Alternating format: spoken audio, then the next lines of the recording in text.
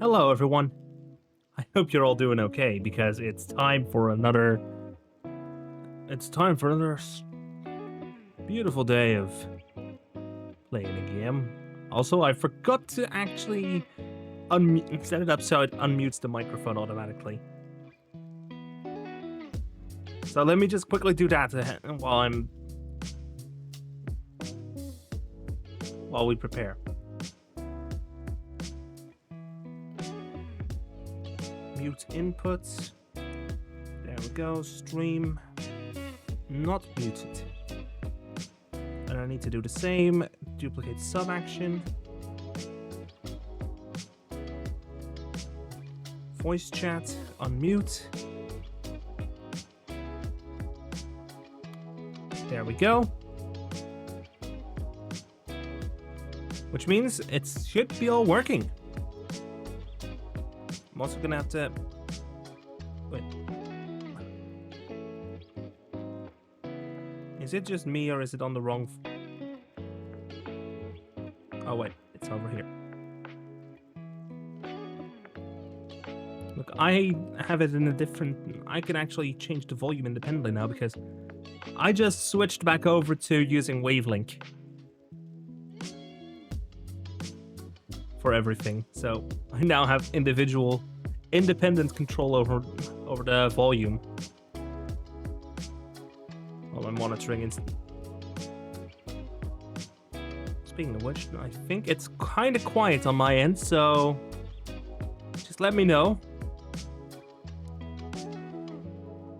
Let me know if I'm too quiet, because I don't quite know if I am or not. Just plus icon style fader, or fader and level meter vertical. Inputs, it's going to be XLR dock, stream mix, and then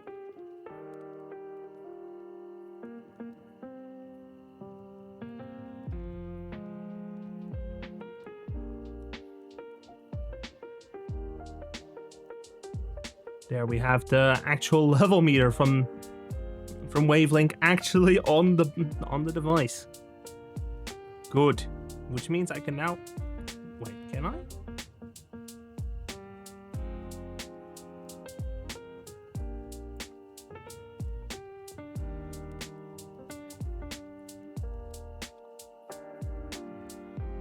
Yep, I can actually turn down the volume.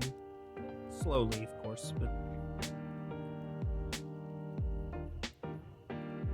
Fine-tuning, I should honestly put it on a dial full.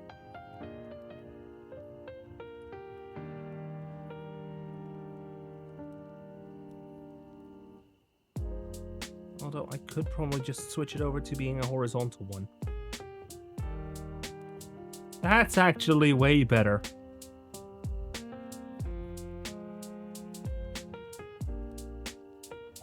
Well, I should probably do it on manage setting.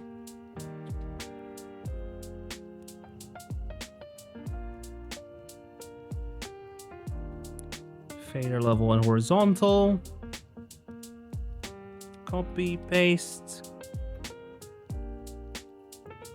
Now I can actually turn it up as well in hardware, so that's good. That looks good. Although, does it actually get picked up on Wavelink?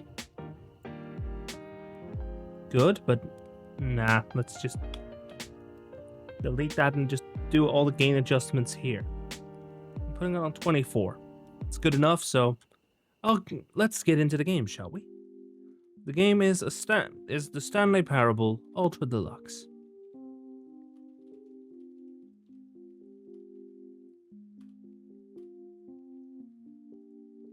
Which is a narrative game. This is the story of a man named Stanley. The game was developed by Crows.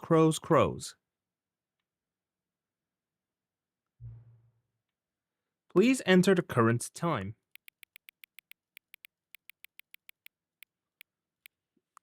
9:05 p.m. Surprised it doesn't draw from my current system time. Hang on. Before we get started, can I just say something? Thank you for actually setting the clock both times you booted up the game. A lot of people don't take that step seriously. They just leave the clock set at 12 and call it a day. But you're actually taking the time to set the clock, and I appreciate that. That's how I know you care about this experience. You're paying attention. I don't even have a way of knowing if the times you're setting are correct. I mean, you could technically do that by reading from the system clock, but tell you what, I'll make you a deal.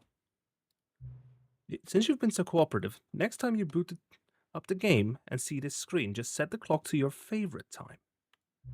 Go ahead, pick whichever time you want, even if it's not the correct time. You've earned it. Alright, I'll let you get back to the video game now. Aww, that's kind.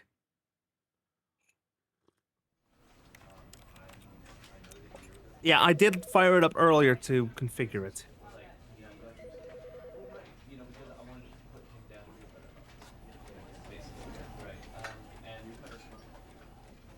So, shall we?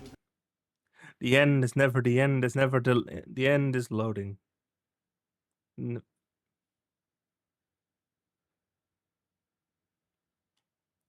This is the story of a man named Stanley. Stanley worked for a company in a big building where he was employee number 427. Employee number 427's job was simple. He sat at his desk in room 427 and he pushed buttons on a keyboard. Orders came to him through a monitor on his desk, telling him what buttons to push, how long to push them, and in what order. This is what employee 427 did every day of every month of every year. And although others might have considered it soul-rending, Stanley relished every moment that the orders came in, as though he had been made exactly for this job. And Stanley was happy. And then one day, something very peculiar happened. Something that would forever change Stanley. Something he would never quite forget. He had been at his desk for nearly an hour when he realized that not one single order had arrived on the monitor for him to follow. No one had showed up to give him instructions, call a meeting, or even say hi. Never in all his years at the company had this happened, this complete isolation. Something was very clearly wrong. Shocked, frozen solid, Stanley found himself unable to move for the longest time. But as he came to his wits and regained his senses, he got up from his desk and stepped out of his office.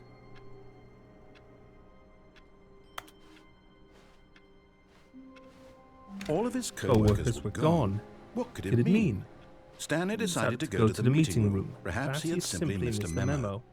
No matter how hard Stanley looked, he couldn't find a trace of his co-workers. Stanley went around touching every little thing in the office, but it didn't make a single difference, nor did it advance the story in any way.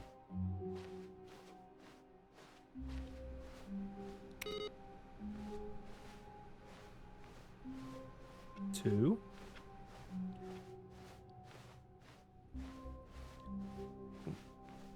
When Stanley came to a set of two open doors, he entered the door on his left. Should I blindly follow the narrator? Yeah, fuck it. This is our first playthrough anyway, so. Oh, computer's on in room 413. Yet there was not a single person here either. Feeling a wave of disbelief, Stanley decided to go up to his boss's office, hoping he might find an answer there.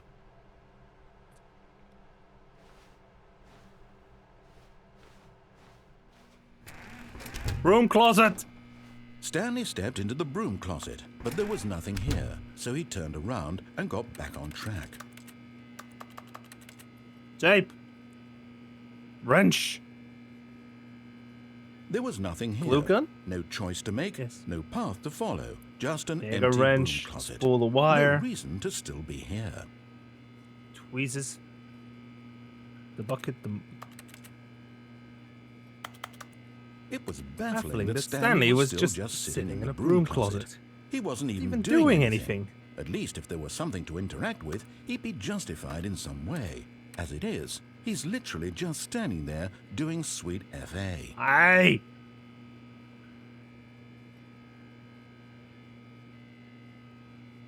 Are you really still in the broom closet? Yes. Standing around doing nothing? Why? Having a moment. Offer me some explanation here. I'm genuinely confused.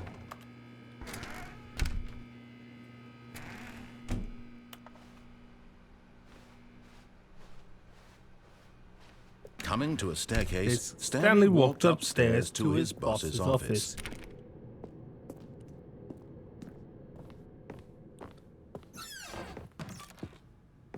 Executive bathrooms. Both the bath guy testifies in trial of the century. Time magazine.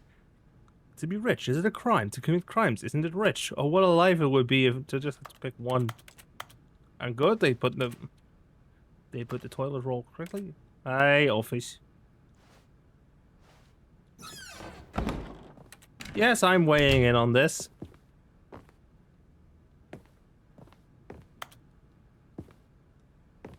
What? The beige pages.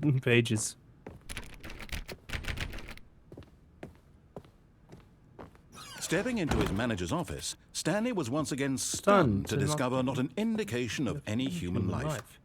Shocked, unraveled, Stanley wondered in disbelief who orchestrated this. What dark secret was being held from him?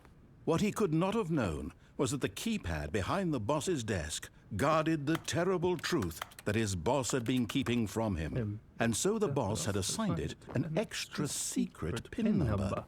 2845. But of course, Stanley couldn't possibly have known this.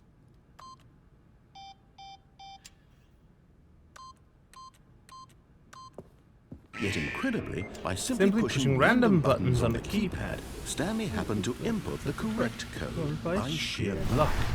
Amazing. He stepped into the newly opened passageway.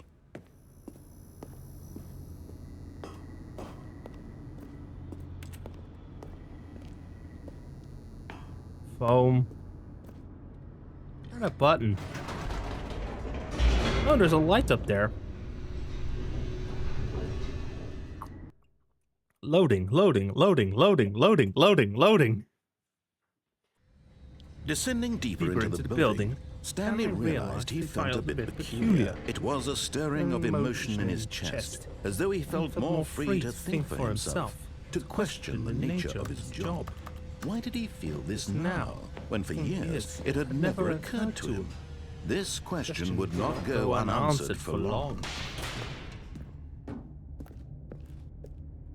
Stanley walked straight ahead through the large door that read Mind Control Facility. What's over here? Escape.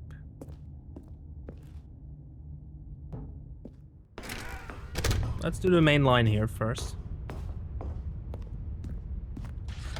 The lights rose on an enormous room packed with television screens. What horrible secret did this place hold? Stanley thought to himself. Did he have the strength to find out? Ooh, I just cut him off. Now the monitors jumped to life, their true nature revealed. Each bore the number of an employee in the building, Stanley's co-workers. The lives of so many individuals reduced to images on a screen, and Stanley, one of them, eternally monitored in this place where freedom meant nothing.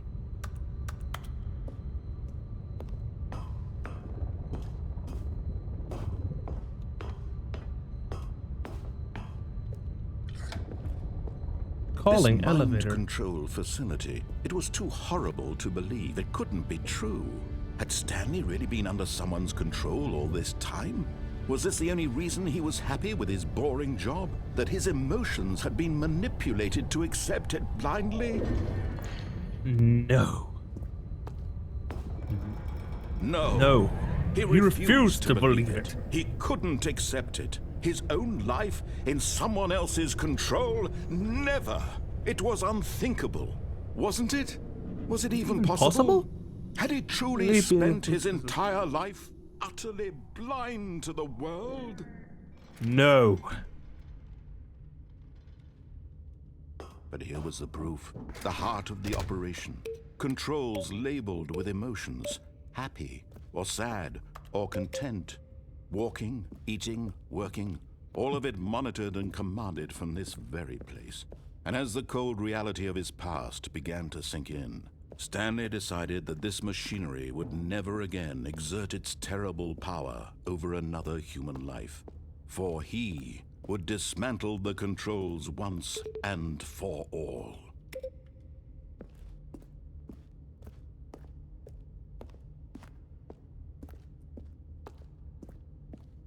I need to find buttons 3, 4, 5. Yeah. Mind controls idle, awaiting input. Mind controls idle, awaiting input. And when at last he found the source of the room's power, he knew it was his duty, his obligation, to put an end to this horrible place and to everything it stood for. And there it goes. Power off.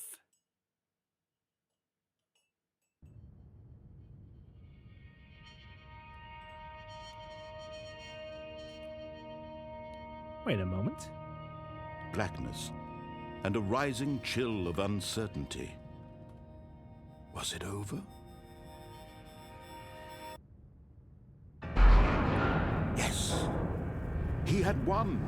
He had defeated the machine, unshackled himself from someone else's command. Freedom was mere moments away. And yet, even as the immense door slowly opened, Stanley reflected on how many puzzles still lay unsolved. Where had his co-workers gone? How had he been freed from the machine's grasp? What other mysteries did this strange building hold? But as sunlight streamed into the chamber, he realized none of this mattered to him. For it was not knowledge or even power that he had been seeking, but happiness. Perhaps his goal had not been to understand, but to let go. No longer would anyone tell him where to go, what to do, or how to feel. Whatever life he lives, it will be his. And that was all he needed to know. It was perhaps the only thing worth knowing. Stanley stepped through the open door. Stanley felt the cool breeze upon his skin, the feeling of liberation, the immense possibility of the new path before him. This was exactly the way, right now, that things were meant to happen. And Stanley was happy.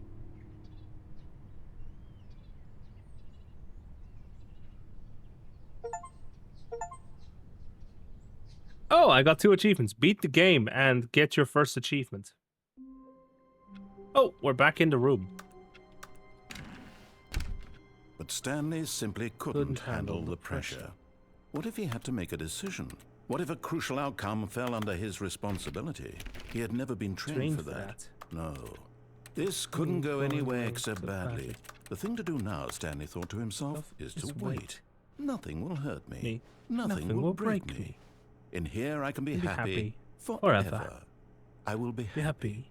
Stanley waited. Hours passed, then days. Had years gone by, he no longer had the ability to tell. But the one thing he knew for sure, beyond any doubt, was that if he waited long enough, the answers would come. Eventually, someday, they would arrive.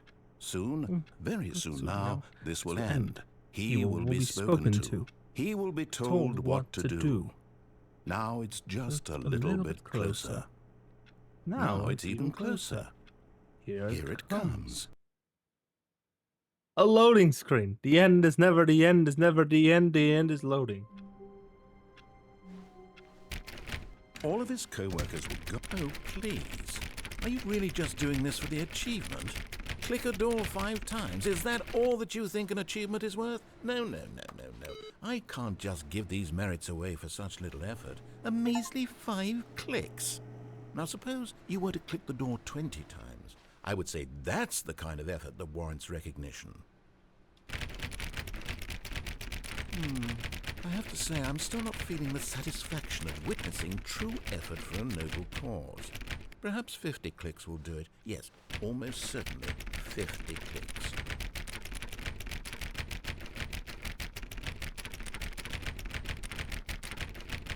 No, Rattling the door handle. I'm still not feeling it.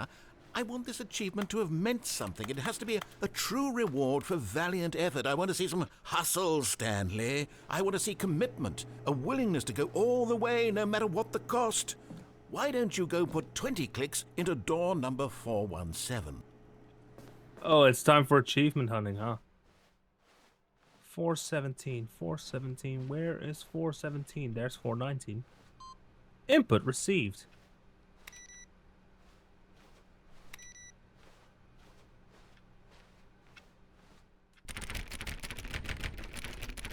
Oh, great. Now, go click a few times on door 437.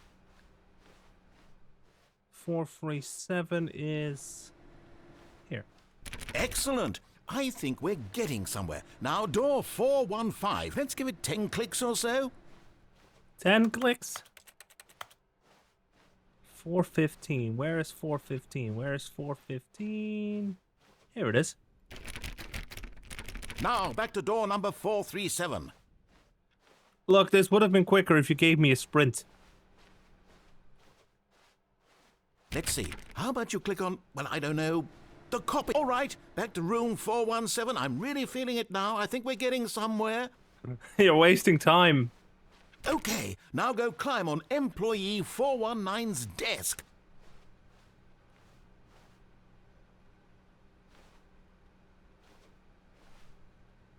Yes! This is great! You're putting it all on the line, Stanley. I like that. All right, let's keep it up. Go give me a few clicks on door 416. We've almost got it! Now the copy machine, do that one again! And back to the first room. I love how they... Finish it off, Stanley! 5 clicks on door 430!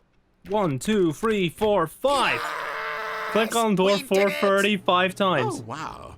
That felt amazing. Oh, you really earned it, Stanley. Nothing could hold you back. Yes, I'm very proud of how far we've come today. Just think, only a few minutes ago, you believed an achievement was worth 5 little clicks. Really now, what were you thinking? Whoop. Out of bounds. Stanley assumed he'd broken the map until he heard this narration and realized it was part of the game's design all along. He then praised the game for its insightful and witty commentary into the nature of video game structure and its examination of structural narrative tropes. So, now that you're here, what do you think? Isn't this a fun and unique place to be? Why don't we take a minute just to drink it all in? Okay, I'm over it now. What do you think? Are you sick of this gag yet? Ah, then in that case, we'll continue. But now, here comes the real question. What do you think would have happened if you had told me that you wanted this to stop? Do you think it would have been particularly different? Would I have taken the same idea but rephrased it superficially to fit that answer? Perhaps you never would even have thought of it if I hadn't brought up the issue in the first place. Oh, now think about it. Will it be worth it for you to restart and then come back here just to do the other option? Clearly, this whole gag takes some time. What if the other option is even longer? How long will you spend in total just to have heard all the narration? Oh, and this is rich. Perhaps you've just played the other option, and now you've come to see what happens in this one.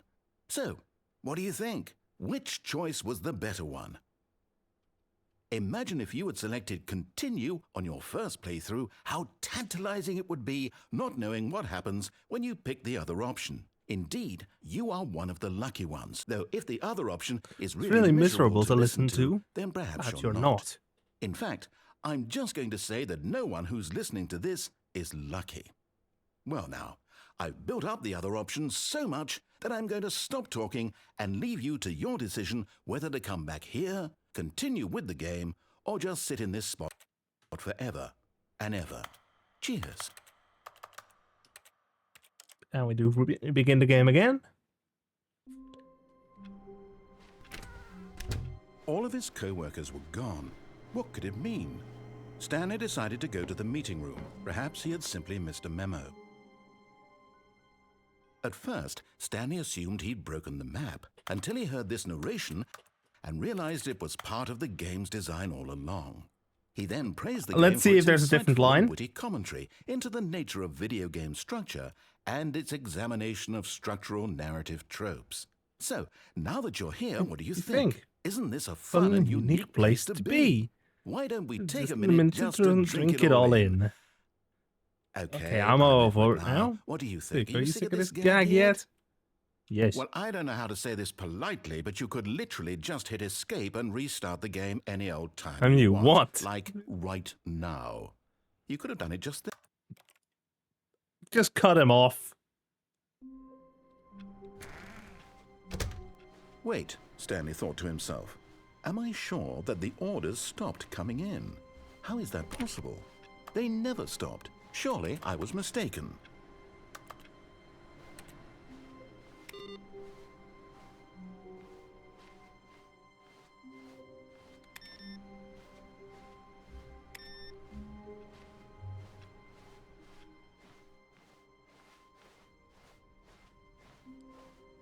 When Stanley came to a set of I'm gonna go here. This was not the correct way to the meeting room, and Stanley knew it perfectly perfectly well. Perhaps he wanted to stop by the employee lounge first, just to admire it. Ah, yes, truly a room worth admiring. It had really been worth the detour after all, just to spend a few moments here in this immaculate, beautifully constructed room. Stanley simply stood here, drinking it all in. Yeah. It is a nice break room.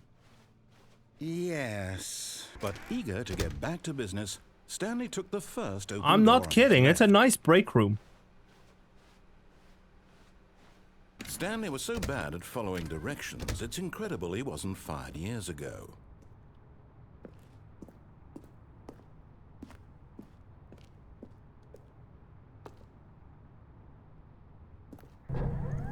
Look, Stanley, I think perhaps we've gotten off on the wrong foot here. I'm not, but in his eagerness to prove that he's in control of the story and no one gets to tell him what to do, Stanley leapt from the platform and plunged to his death. death. Good job, Stanley. Everyone thinks you're very powerful.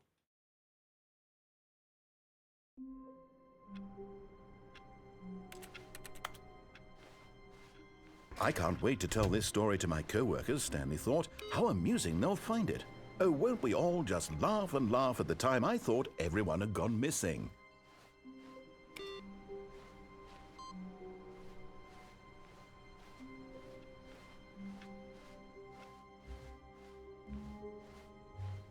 Hey, we don't have the new content yet. When Stanley came to a set of 2 open doors, this was not the correct way to the meeting room, and Stanley knew it perfectly well. Perhaps he wanted to stop by the employee lounge first, just to admire it. Wow, yes, this room. But eager to get back to business, Stanley took the first open door on his left. Stanley was so bad at following directions, it's incredible he wasn't fired years ago. Look, Stanley, I think perhaps we've gotten off on the wrong foot here. I'm not your enemy, really, I'm not. I realize that investing your trust in someone else can be difficult, but the fact is that the story has been about nothing but you all this time. There's someone you've been neglecting, Stanley. Someone you've... What? Really? I was in the middle of something. Do you have zero consideration for others? Are you that convinced that I want something bad to happen to you? Danger. Why? Danger everywhere. I don't know how to convince you of this, but I really do want to help you, to show you something beautiful. Look, let me prove it. Let me prove that Danger. Danger everywhere. Give me a chance.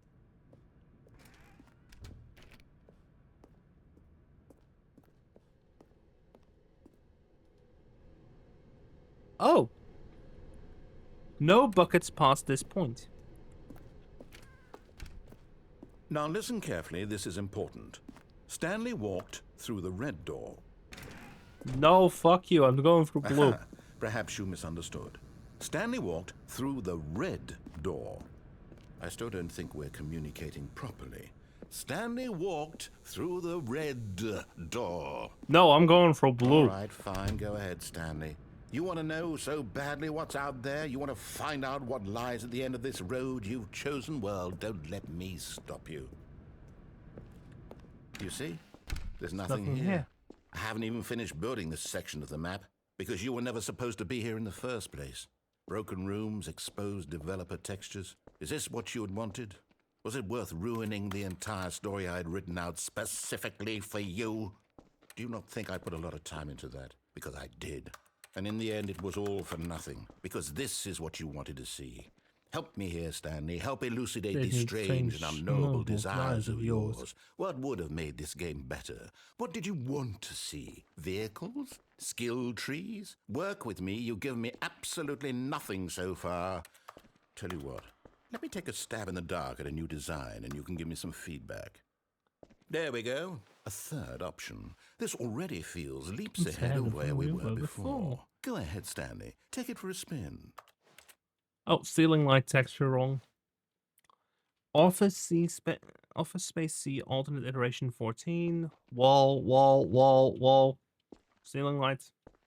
Okay, I'm going to stop you there. Now, tell me about your experience with this new version. Would you say that the game benefited from allowing you more choices?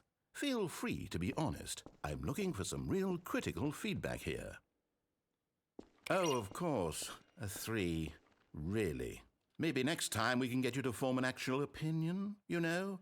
Any level of critical thinking or engagement with your surroundings. Does that sound good? Think we can do that? Yes? Wonderful. Here, based on the data from your previous playthrough, I've compiled a new version. And to be perfectly candid, I think I've knocked it out of the park with this one. Let's take a look.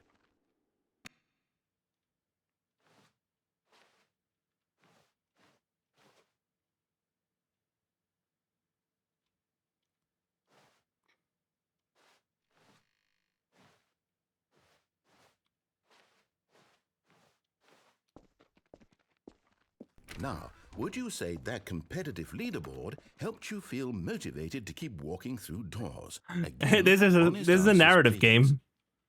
Worse. Hey, I nearly forgot. I've got a prototype of a new game I've been working on, and now would be a lovely opportunity to give it some play testing.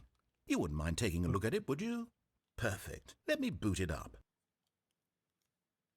In this game, the baby crawls left towards danger. Oh, it's the baby game. To move him back to the right. And if he reaches the fire, you fail. It's a very meaningful game, all about the desperation and tedium of endlessly confronting the demands of family life. I think the art world will really take notice. But of course, the message of the game only becomes clear once you've been playing it for about 4 hours. So why don't you give it 4 hours of play to make sure it's effective? Be sure to keep notes on your experience.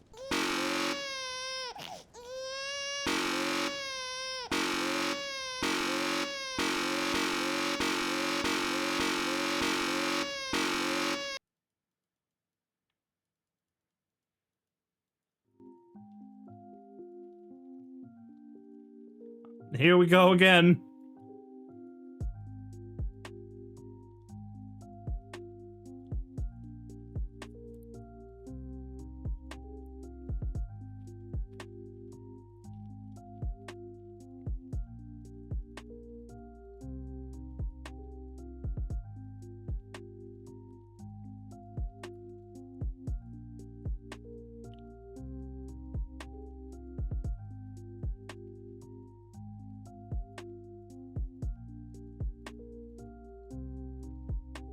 I'm annoying myself with this. I'm not a monster.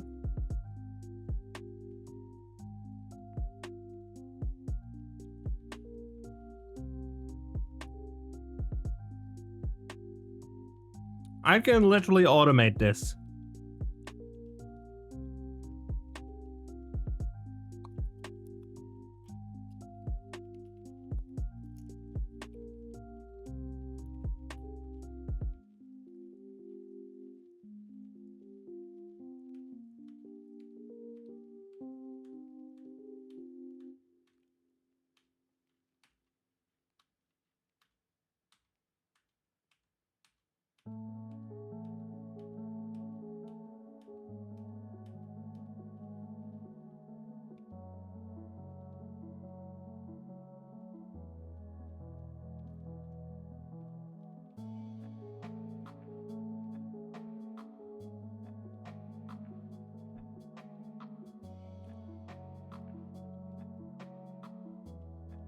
I can cheese the hell out of this. One moment, let me just get the Logitech G software up and running. Because then I can actually make it an automated thing.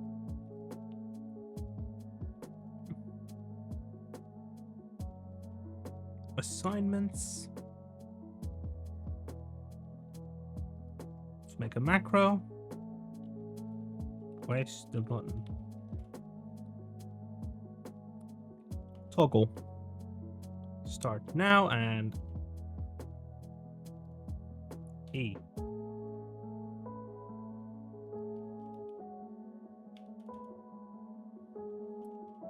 $500 millisecond delay.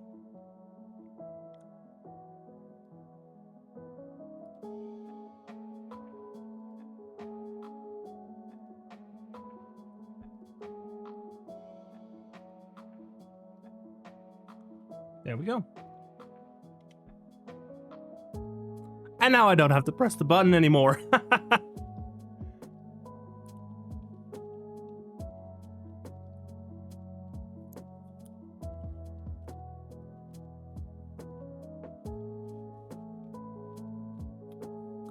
Here we are, just sitting for 4 hours straight.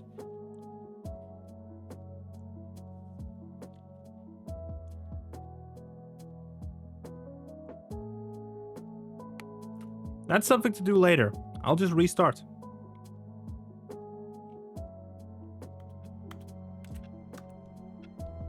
You heard the click. Decided to go to the meeting room to check on his co-workers. He never functioned well by himself and constantly needed support and guidance from others, so the thought of total solitude was terrifying to him.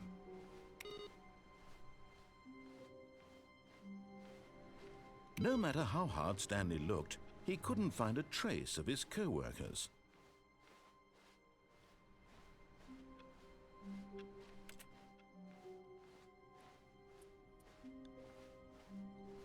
When Stanley came to a set of 2 open doors, he entered the door. This was not the correct way to the meeting room, and Stanley knew it perfectly well. Perhaps he wanted to stop by the employee lounge first, just to admire it.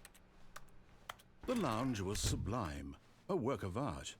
But eager to get back to business, Stanley took the first open door on his left. Stanley was so bad at following directions. I want to know what's up there. 5 years ago. Look, Stanley, I think perhaps we've gotten off on the wrong foot here. I'm not your enemy, really, I'm not. Oh, loading dock B is open. Investing your trust in someone else can be difficult, but the fact is that the story has been about nothing but you all this time. There's someone you've been neglecting, Stanley. Someone you've forgotten about. Please, stop trying to make every decision by yourself. Now, I'm not asking for me. This is it, Stanley. Your chance to redeem yourself. To put your work aside. To let her back into your life. Warning. She's been waiting. Room may contain information. And? That's her, Stanley. You need to be the one to do this. Hello?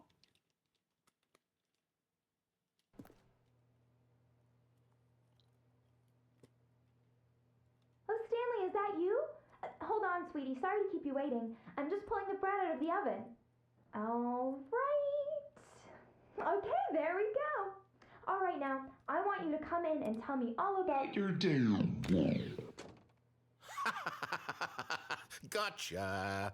Oh, come on. Did you actually think you had a loving wife who'd want to commit their life to you? I'm trying to make a point here, Stanley. I'm trying to get you to see something. Come inside. Let me show you what's really going on here. This is a very sad story about the death of a man named Stanley. Stanley is quite a boring fellow.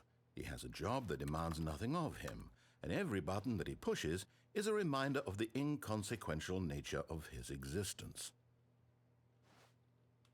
Look at him there, pushing buttons, doing exactly what he's told to do. Now he's pushing a button. Now he's eating lunch. Now he's going home. Now he's coming back to work. One might even feel sorry for him, except that he's chosen this life. Now please press N. But in his mind, in his mind he can go on fantastic adventures. From behind his desk, Stanley dreamed of wild expeditions into the unknown, fantastic discoveries of new lands. It was wonderful. And each day that he returned to work was a reminder that none of it would ever happen to him. And so he began to fantasize about his own job. First, he imagined that one day while at work, he stepped up from his desk to realize that all of his co-workers, his boss, everyone in the building had suddenly vanished off the face of the earth. The thought excited him terribly. So he went further. He imagined that he came to two open doors and that he could go through either. At last, choice. It barely even mattered what lay behind each door. The mere thought that his decisions would mean something was almost too wonderful to behold. As he wandered through this fantasy world, he began to fill it with many possible paths and destinations. Down one path lay an enormous round room with monitors and mind controls. And down another was a yellow line that weaved in many directions. And down another the adventure line with a baby. And he called it the Stanley Parable. It was such a wonderful fantasy, and so in his head he relived it again, and then again, and again, over and over, wishing beyond hope that it would never end, that he might always feel this free. Surely there's an answer down some new path, mustn't there be? Perhaps if he played just one more time. But there is no answer. How could there possibly be? In reality, all he's doing is pushing the same buttons he always has. Nothing has changed. The longer he spends here, the more invested he gets, the more he forgets which life is the real one. And I'm trying to tell him this, that in this world he can never be anything but an observer, that as long as he remains here, he's slowly killing himself. But he won't listen to me. He won't stop. Here, watch this. Stanley, the next time the screen asks you to push a button, do not do it. Press V to be at work in the morning.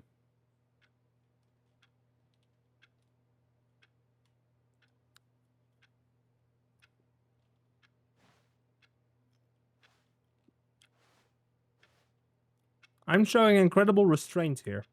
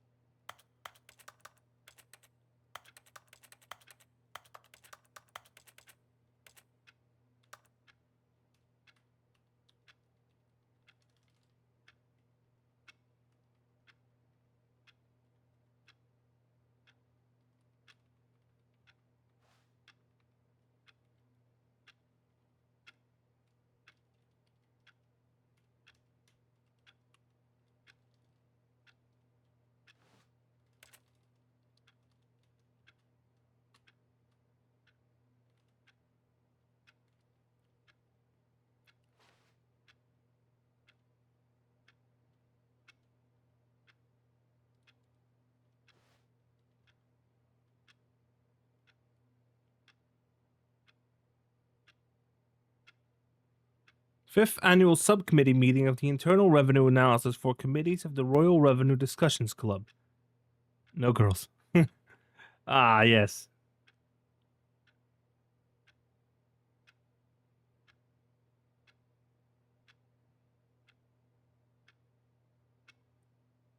Dude, I am point free. Dude, I am so wasted right now.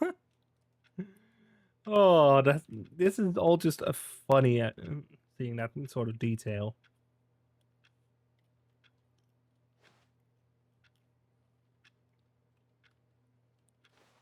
I'm guessing the plot won't progress unless I press the V button.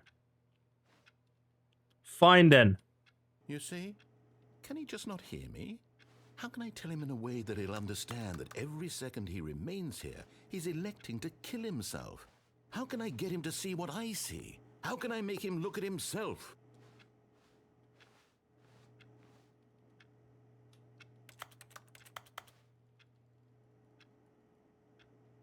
I suppose I can't, not in the way I want him to.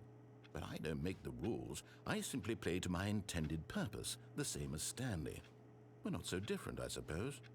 I'll try once more to convey all this to him. I'm compelled to. I must. Perhaps, well, maybe this time he'll see. Maybe this time. And I tried again.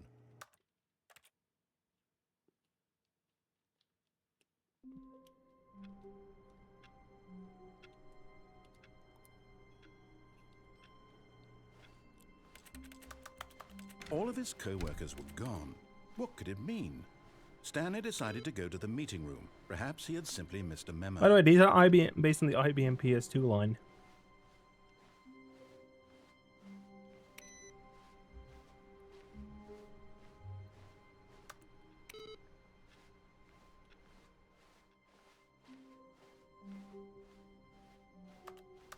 When Stanley came to a set of 2 open doors, there's one more route down the line here. To the meeting room, and Stanley knew it perfectly well. Perhaps he wanted to stop by the there's a couple more first, just to admire it. There are a couple more cutscenes down. There are a couple more endings down that route. But eager to get back to business, Stanley took the first open door on his left. And that door, that involves going through the red Stanley door. was so bad at following directions, it's incredible he wasn't fired years ago. Look, Stanley, I think perhaps we've gotten off on the wrong foot here.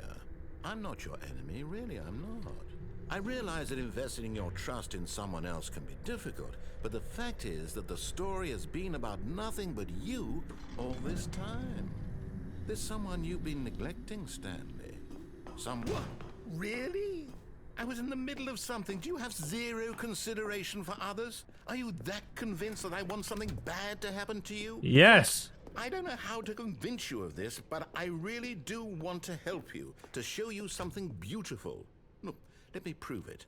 Let me prove that I'm on your side. Give me a chance. Now listen carefully, this is important. Stanley walked through the red door. Fine. Oh, thank God you are willing to listen to me. Do you see that I really have wanted you to be happy all this time? The problem is all these choices. The two of us always trying to get somewhere that isn't here. Running and running and running, just the way you're doing right now. Wait a moment, I've made more than 4 killing us, rights. Stanley? I wanted to stop. We would both be so much happier if we just stopped. And I think I have a solution. Here, let me show you.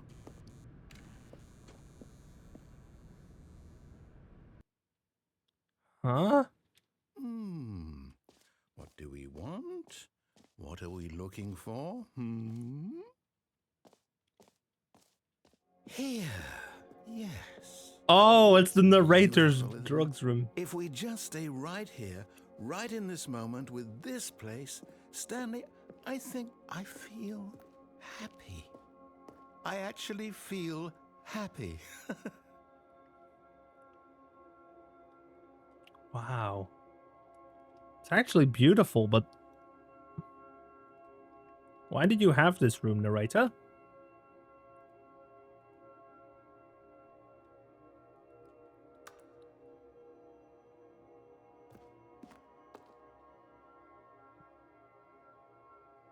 It's beautiful.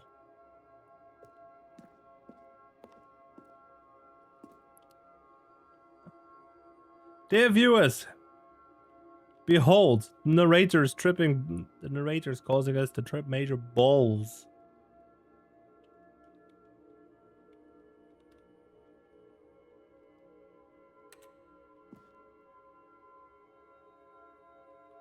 Whoa. Orb. Orb. Orb. Orb. Orb. Orb.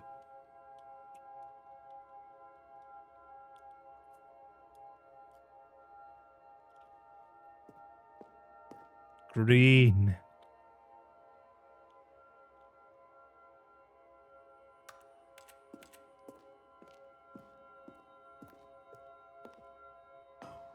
No, wait. Where are you going? Oh no. Stay away from those stairs. If you hurt yourself, if you die, the game will reset. We'll lose all of this. Please, no, Stanley, let me stay here. Don't take this from me. Please, Stanley, think about what you're doing.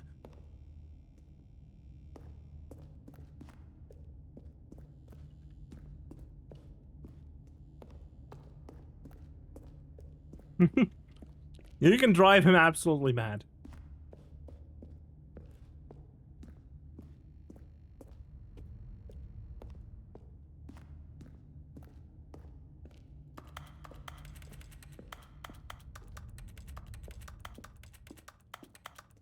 Oh, it's red now. Good, good. We can't be too safe. Promise me you won't go back there. Just stay here.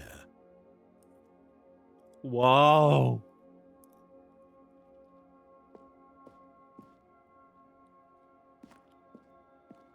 This is so pretty. No. What do we talk about? You're risking everything we achieved here. And back up the You stairs. heard me before, didn't you? You will die. What about this isn't getting through to you?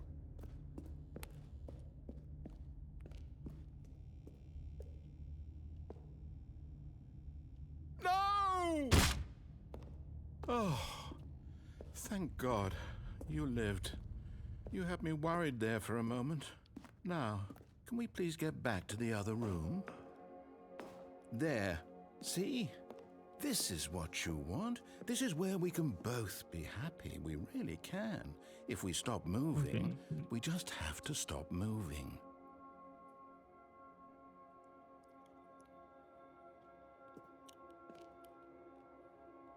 Shapes and colors.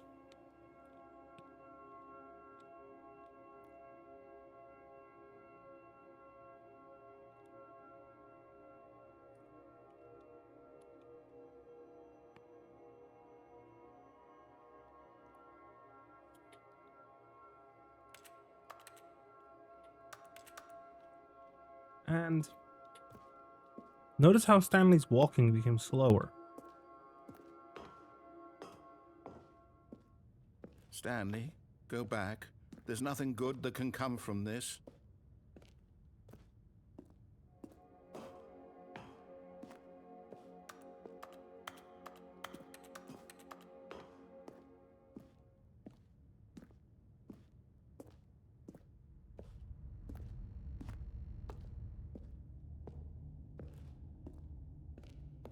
No. No, no, what are you doing? Do you just not believe me? What can I say to convince you?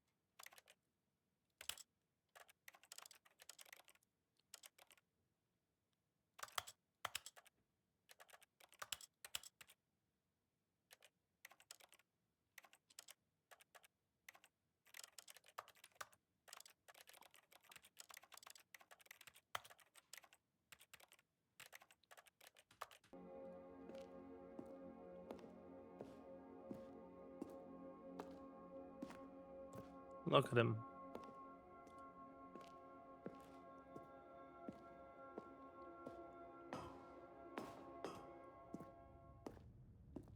Oh! He's out of dialogue.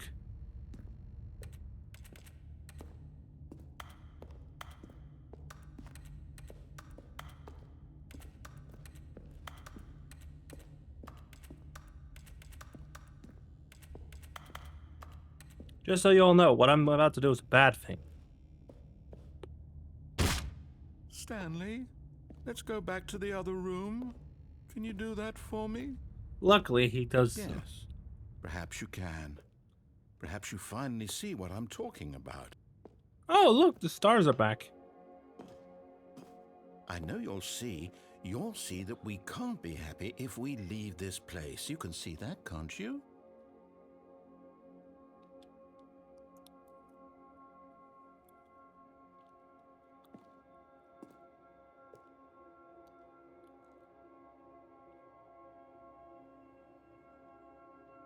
Wait a moment. Oh, it actually needs to be in a corner.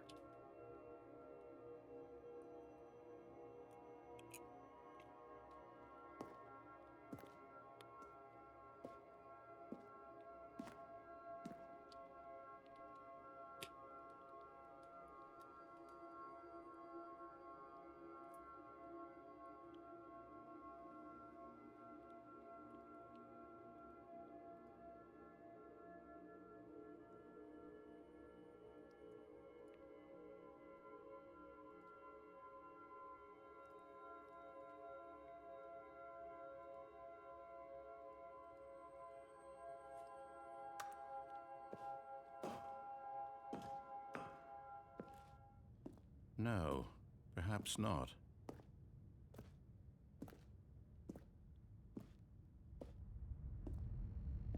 Don't you realize my Stanley's legs are extra broken right now?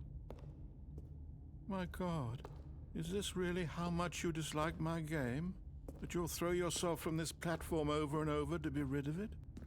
You are literally willing to kill yourself to keep me from being happy. Am I reading the situation correct? No.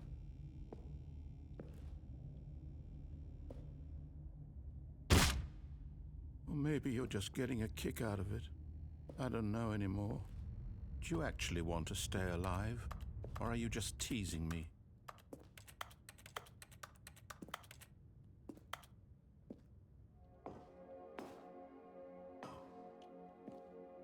I wanted us to be happy here, Stanley.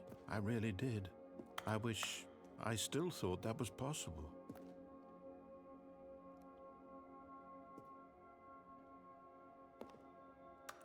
I think the animation here is at its end.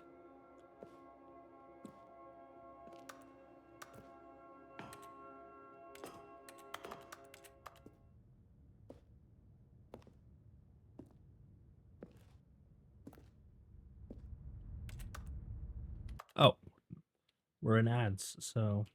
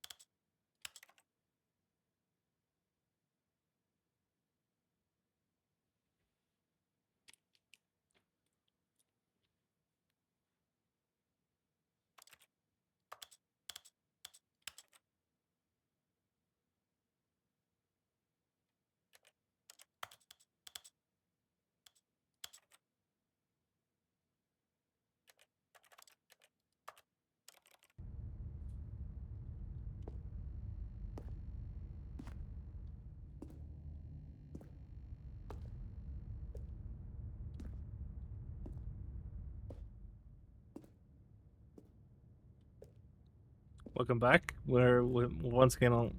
I've changed the cursor, so it's now cursor in the middle of the screen gaming.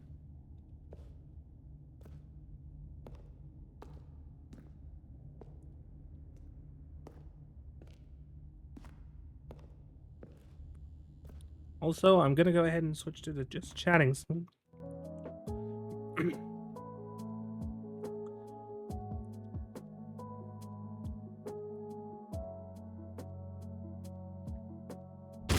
Is it over? It isn't it? I'm going back.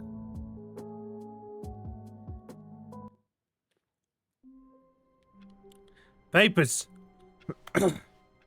Wait, Stanley thought to himself. Am I sure that the orders stopped coming in? How is that possible? They never stopped. Surely I was mistaken. No, the orders were still missing. For now. There is another ending, but wait a moment. Why are all these papers strewn across the floor?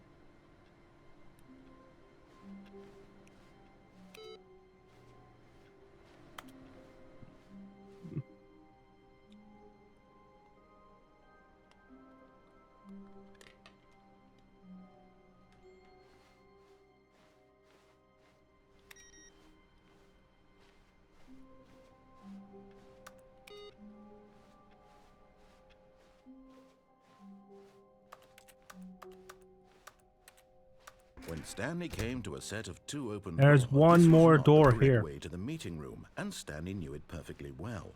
Perhaps he wanted to stop by the employee lounge first. The just real to admire person. it. The real quote person ending. Stanley felt lightheaded, butterflies in his stomach. Giddy in a way, but eager to get back to business, Stanley took the first open door on his left. Stanley was so bad at following directions, it's incredible he wasn't fired years ago. Look, Stanley, I think perhaps we've gotten off on the wrong foot here. I'm not your enemy, really, I'm not. I realize that investing your trust in someone else can be difficult, but the fact is that the story has been about nothing but you all this time. There's someone you've been neglecting, Stanley. Someone you've forgotten about. Please, stop trying to make every decision by yourself. Now, I'm not asking for me. This is it, Stanley. Your chance to redeem yourself. To put your work aside. To let her back into your life. She's been waiting. That's her, Look. Stanley. You need to be the one to do this. To reach out to her. If you can truly place your... Oh, no, you can't... Did you just unplug the phone? No, that wasn't supposed to be a choice. How did you do that? You actually chose incorrectly? I didn't even know that was possible. Let me double check. You okay? No, it's definitely here, clear as day. Stanley picks up the phone. He's taken to his apartment where he finds his wife, and the two pledge themselves to one another. Music comes in, fade to white, roll credits. Not picking up the phone is actually somehow an incorrect course of action. How is that even possible? None of these decisions were supposed to mean anything. I don't understand. How on earth are you making meaningful choices? What did you... Wait a second. Did I just see... No, that's not possible. I can't believe it. How had I not noticed it sooner? You're not Stanley. You're a real person. Hi. I can't believe I was so mistaken. This is why you've been able to make correct and incorrect choices. And to think I've been letting you run around in this game for so long. If you've made any more wrong choices, you might have negated it entirely. It's as though you completely ignored even the most basic safety protocol for real-world decision-making. Or did you not grasp the severity of the situation? Well, I won't have that kind of risk on my watch. Look. I'm going to stop the game for a moment so we can educate you properly on safe decision-making in the real world. Please observe this helpful instructional video. Haha. Choice. It's The best part of being a real person. But if used incorrectly, can also be the most dangerous. For example, in this scenario, a hypothetical real person named Rupert has a choice. He could invent a machine that eliminates food shortages across the world to make life better for all people. Or he could spend years of hard work forgetting how to read. Which choice would you make? Remember that unlike here, the real world makes sense, and at no time should you make a choice that does not conform to rational logic.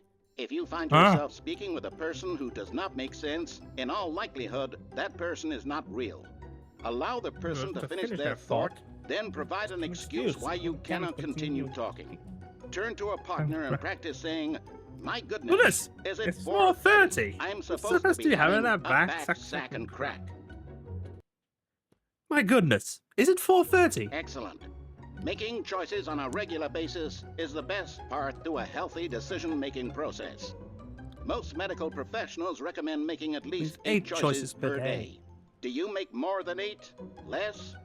And finally, if you begin to wonder if your choices are actually meaningful and whether you'll ever make a significant contribution to the world, just remember that in the vast infiniteness of space, your thoughts and problems are materially insignificant, and the feeling should subside. At this time, your instructor will guide you in an exercise to test and reinforce the material covered in this video. Welcome back. Oh no. You may have noticed that this room has begun to deteriorate as a result of narrative contradiction, but not to worry. Now that you're properly informed on good decision-making, we're going to revisit a choice you made just a few minutes ago and see what the correct thing to do would have been. This way, please.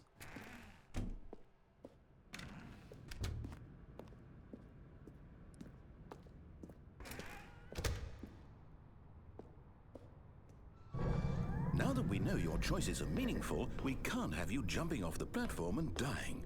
Imagine the main character dying senselessly halfway through the story. That story would make no sense at all.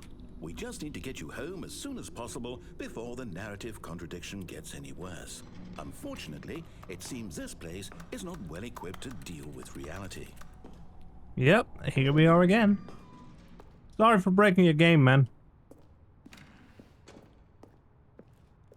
Don't lie. If you're lying right now, stop. Oh, we're going back to the 2 doors. Almost there. You'll take the door on the left, back to the correct ending, the story will have resolution once again, and you'll be home free in the real world. Joke's on you. I'm currently in the data stream. Now remember, all you need to do is behave exactly as Stanley would. That means choosing responsibly and always putting the story first. I'm quite sure you'll be up to the task. Just follow my lead and you'll be fine. All right. When Stanley came to a set of 2 open doors, he entered the door on his left.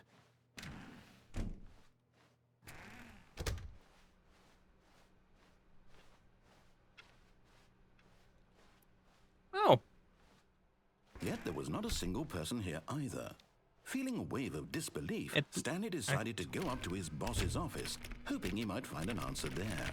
Ah, they locked the broom closet in this ending. Coming to a staircase, Stanley walked upstairs to his boss's office. There was a way down here before. They locked me in. He locked me in.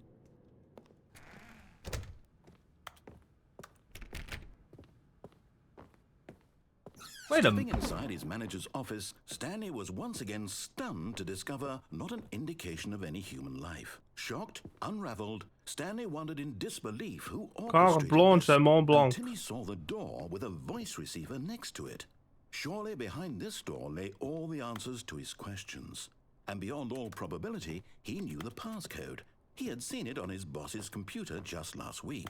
Night Shark 115. Was this the code to open the door? Would it still work? There was only one way to find out. Stanley had been trained never to speak up, but now he would draw from within himself the courage to face the unknown. He drew a sharp breath and then spoke the code. Night Shark 115.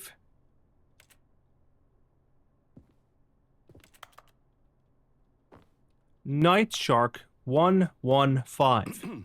Stanley spoke the code. Night Shark 115. He spoke it into the receiver, right there on the wall. Night Shark 115. I'm sorry, is there a problem? You didn't mishear me, did you? Please speak the code into the receiver. Otherwise, we can't get on with the story. This is a crucial Night step. Shark 115. Okay, fine. You're not going to do it. But you know what?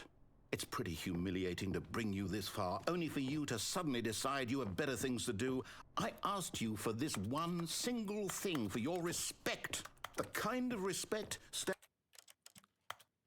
Does it not realize I have the mic on? Clearly it doesn't. Nope, Stanley Parable it doesn't even have the option to use it. Let me just check. Mic in, Elgato XLR dock.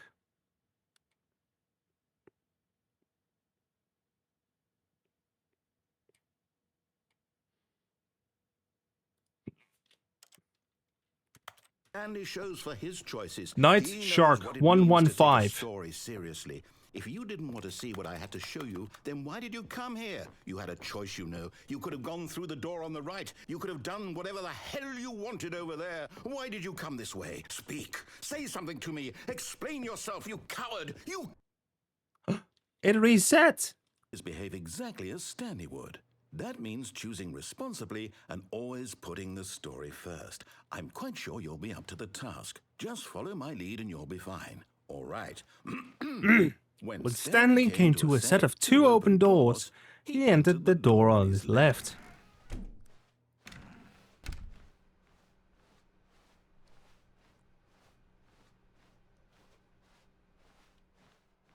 Yet there was not a single person here either. Feeling a wave of disbelief, Wait. Behave exactly as Stanley would. That means choosing responsibly and always putting the story first. I'm quite sure you'll be up to the task. Just follow my lead and you'll be fine. All right. When Stanley came to a set of two open doors, he entered the door on his left.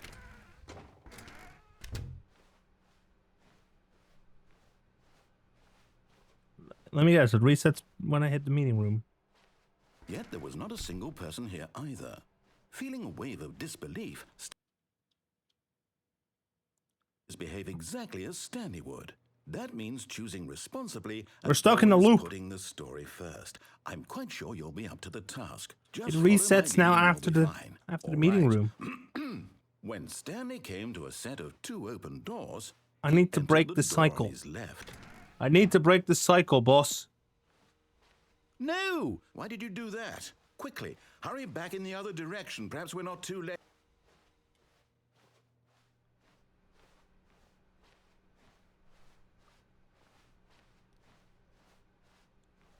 Oh, it's ruined. I can't believe, after everything we talked about, that my story, you've destroyed my work. Why? For what?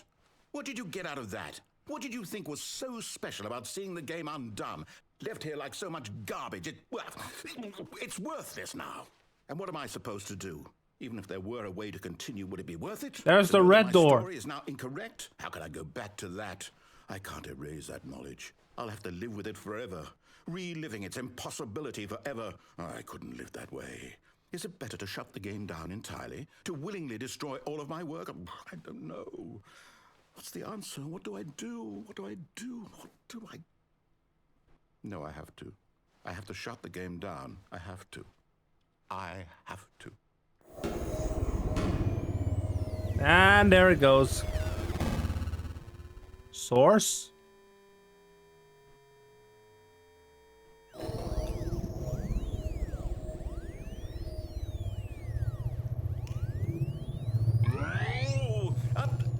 I'm here. I'm still here. Here in this pile of rubbish. With you. You. Who thought you were so clever. Now look where we are. My entire game is destroyed. It was the only thing in the world that was mine, and you've run it into the ground. What, did you think that would be funny? You just had to see? Didn't I impress upon you how important it was to be like Stanley? He actually knows how to do what I tell him to. He understands that if I say to do something, there's a damn good reason for it. That thought hadn't even occurred to you, had it? That there's a world outside of you. You're a child. Oh, my story.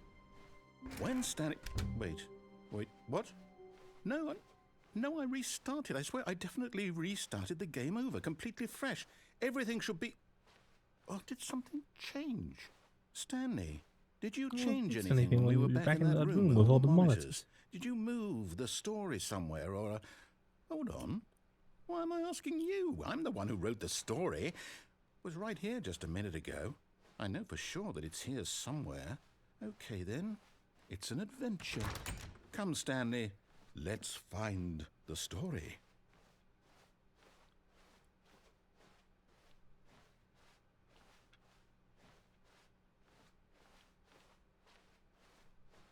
This place is a maze.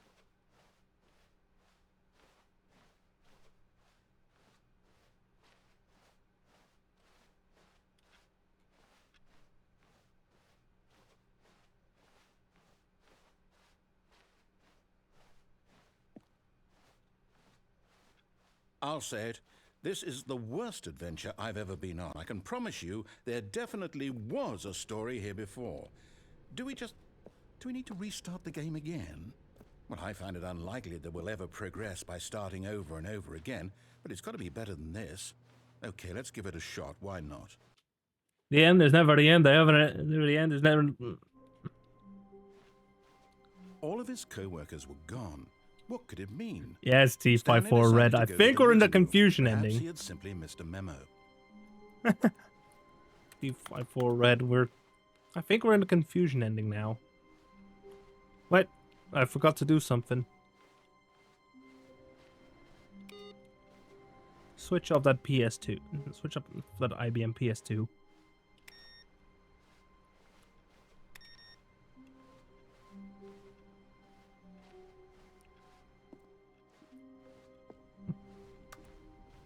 Look, and the doors, it's worse. I might be remembering this wrong.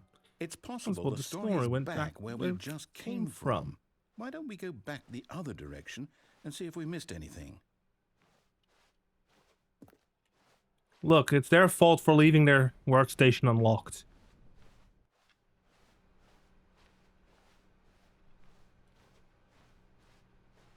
Aha! I knew we'd miss something. Wait a moment, this wasn't here before. Here it comes. No, wait, never mind. Not the story. Okay, let's head back the other way and retrace our steps. Huh? Now well, I'll be honest, I don't recognize this place at all. Is this the story? I don't think so. I can't quite recall, but I believe my story took place in an office building. Where's the door hole? Do you remember, Stanley? Well, do you know what? Since I've completely forgotten what we were supposed to be doing, yeah. How about this? I do recognize these textures. Congratulations! I know you put in a lot of hard work, and it really paid off, so good job. Yeah, I recognize the textures. This is Half-Life 2. Oh, no. This is source content running in Unity. We both know you didn't put in any actual work for that win.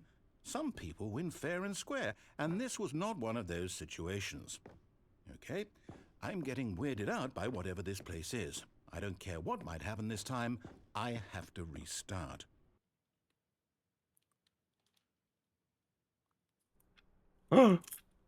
It's this. All right, I've got a solution. This time, to make sure we don't get lost, I've employed the help of the Stanley Parable Adventure Line.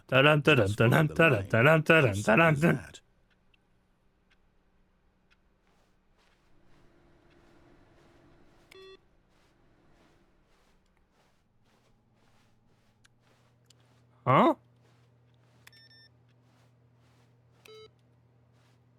Any input? Nope.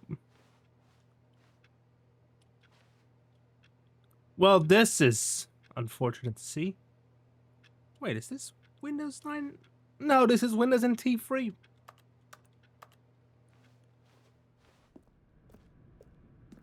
I'm playing the Ultra Deluxe version, as you see, as you can see in the title. Knows where the story is. It's over in this direction. Onward, Stanley, to destiny. Destiny?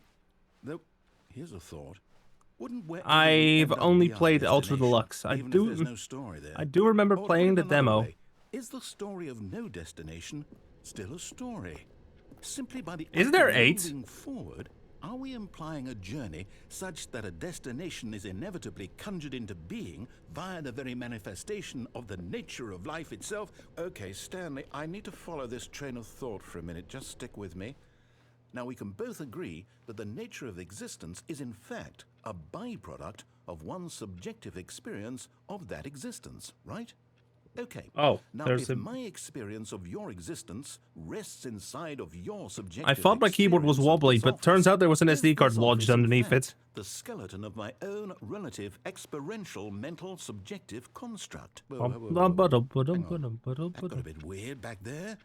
Well, I'd like to apologize. Not sure where I was going with all that. You know what? I think what we need right now is a bit of music to lighten the mood. Here comes the music. Ba ba da da ba da ba. Ba ba da da ba da ba da. Ba ba da da ba da ba.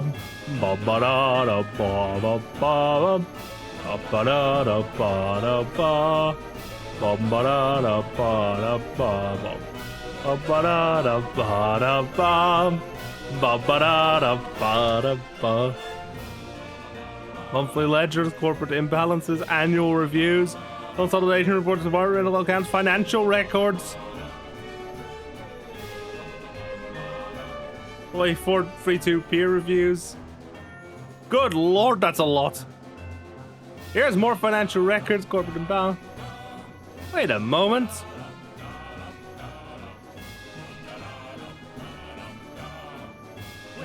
Cut the music. Go back and look at that fern. Stanley, this fern will be very important later in the story. Make sure you study it closely and remember it carefully. You Let me won't just want to miss anything.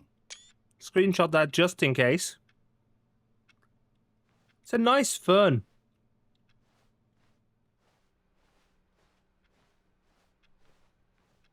Wait, what? We're back at the office? No. Line, you do know we're looking for the Stanley Parable, right? The story? Is Any any of of this it ringing a bell? bell? Onward! Yeah, there's lore. I know. There's lore. There's always lore! Oh, no, not again, Line. How could you have done this to us? After we trusted you. After everything we've been through, you... Oh, I can't take this anymore. To hell Hell with with it. it. Restart. Line TM. Hey! You know what, Stanley? I say forget the adventure line. What's it ever done for us? We're Yeah. intelligent people, right? Wait, I can't climb this chair right now. Something exciting, daring, mysterious. Ooh, this all sounds perfectly doable. Why don't we simply start wandering in, well, I don't know. How about this direction? Employee 437's office is a hallway? Now, yes, this is exciting. Just me and Stanley forging a new path, a new story. Well, it could be anything. What do you want our story to And now be? it makes no sense anymore because we've... Use your imagination. Whatever it might be, Stanley. We were turning right way too many times. Oh, no, not you again. You, TM. Stanley, I'd like also like to veto the line from having any role in our TM. awesome new story. No lines or TM's monitor order rooms. monitor rooms. Just don't acknowledge But it. it's We should TM. be fine. Music! Da, da, da, da, da, da, da. There it goes. One. Circle! A choice. We get to make a decision. From here, the story is in our control. How important we mustn't squander the opportunity. In fact, I believe I need a minute to think here. Just walk in circles for a minute. Okay, so I know that Each door has to lead somewhere. which It means means that somewhere at this place we're trying trying to go, there must must be a reverse door that leads leads here. here. And that in Turn turn means that that our its destination corresponds with the counter-inverted reverse reverse door's origin. So starting from the right, let us ask, will taking the right door lead us to where we're going? And since the answer is clearly yes, then by all accounts, the door on the right is the correct one. Another victory for logic. Come, Stanley. Our destiny awaits. Huh? Oh, hold up. What's this? The confusion ending. You're telling me that's what this is? It's all one giant ending? And we're supposed to restart the game, what, eight times? Oh, we're at this point. That's really how all this goes? It's all determined? So now, according to the schedule, I restart again. Then what? Am I just supposed to forget? Well, what if I don't want to forget? My mind goes blank simply because it's written here on this thing, wall. Well, who consulted me? Why don't I get to decide? Why don't I get a say in all of this? Is it really? No, it can't be. I don't want it to be. I don't want the game to keep restarting. I don't want to forget what's going on. I don't want to be trapped like this. I won't restart the game. I won't do it. I won't do it. I won't do it. And the timer stopped. Does that mean, did we do it? Did we break the cycle? The, whatever it is that made this schedule? How would we even know? Will someone come for us? Will something happen? You broke the ending, narrator. So, okay. I guess now we just wait. You know, I suppose in some way that this is a kind of story. Wouldn't you agree? I'm not quite sure if we're in the destination or the journey. We are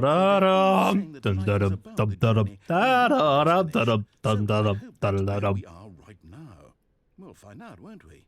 Eventually. Well, in the meantime, It crashed. just a step through this door, Stanley thought to himself. That's all I need. If I can make it through this door, I can make it through them all.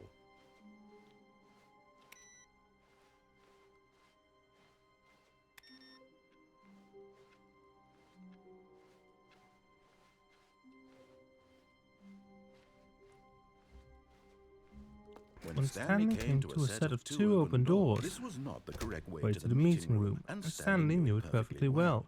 Perhaps he wanted to stop by But the employee lounge first, just to admire it. And here it was, the lounge. But eager to get back to business, Stanley took the first open door on his left. And so he detoured through the maintenance section, walked straight ahead to the opposite door, and got back on track. Yet there was not a single person here either. Feeling a wave of disbelief, Stanley decided to go up to his boss. Oh no, Not again. I won't be part of this. I'm not going to encourage you. I'm not going to say anything at all. I'm just going to be patient and wait for you to finish whatever it is you enjoy doing so much in this room. Please take your time. I'm honestly surprised the devs didn't actually detect that OBS, Streamlabs, that sort of stuff is running. Yes! I did get the... This is the broom closet ending. It is also my favorite.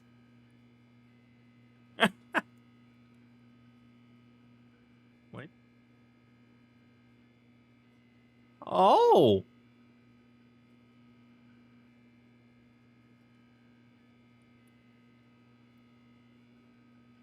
Ah, good.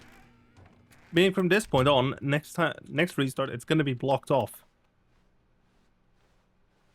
Coming to a staircase, Stanley walked upstairs to his boss's office. No, I'm not.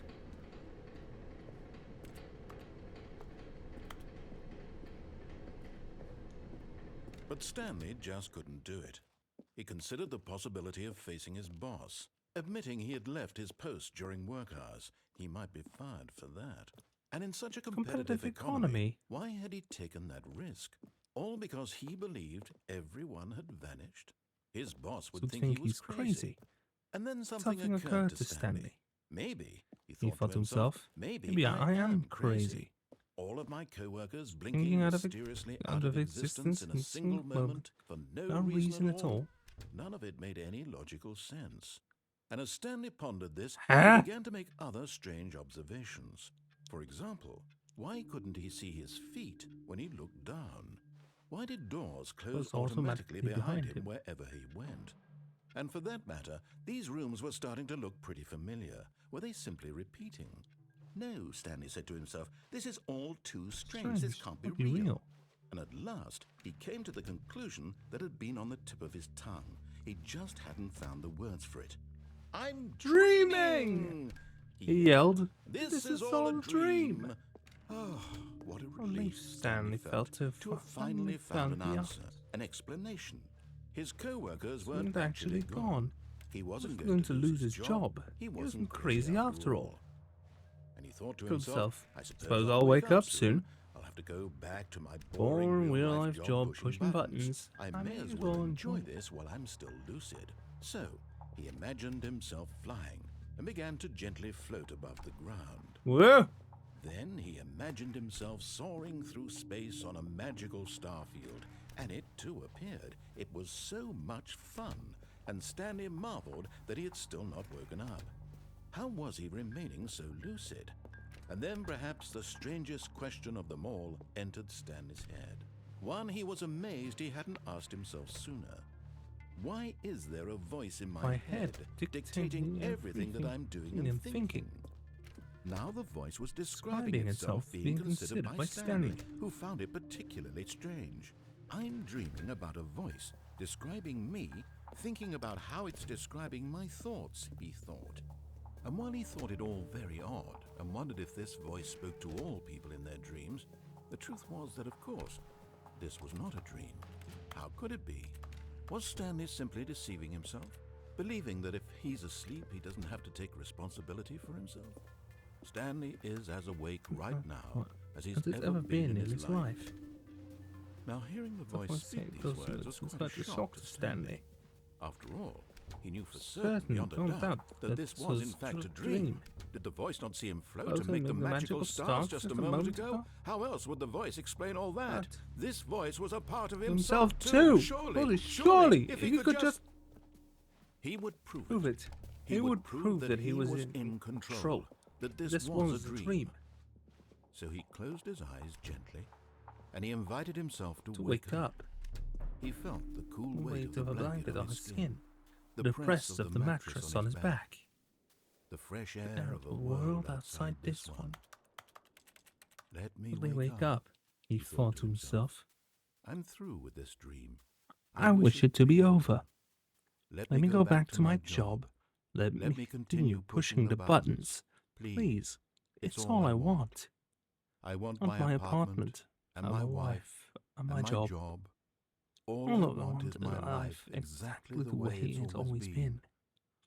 My life is normal. I am normal. Everything will be fine. There is no such thing as normal. I am okay.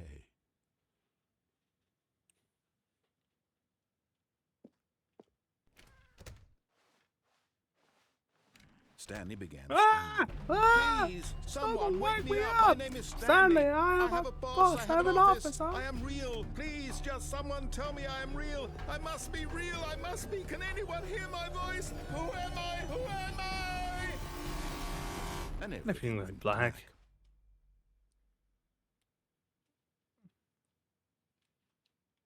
This is the story of a woman named Mariella. Mariella woke up on a day like any other. She arose, got dressed, gathered her belongings, and walked to her place of work. Hey! But on this particular day, her walk Source was engine! By the body of a man who had stumbled through town talking and screaming to himself, and then collapsed dead on the sidewalk. And although she would soon turn to go call for an ambulance, for just a few brief moments, she considered the strange man. He was obviously crazy. It's classic Stanley. Everyone knows what crazy people look like. And in that moment, she thought to herself how lucky she was to be normal. I am sane. I am in control of my mind. I know what is real and what isn't. It was comforting to think this, and in a certain way, seeing this man made her feel better. But then she remembered the meeting she had scheduled for that day, the very important people whose impressions of her would affect her career, and by extension, the rest of her life. She had no time for this, so it was only a moment that she stood there, staring down at the body. And then she turned and ran.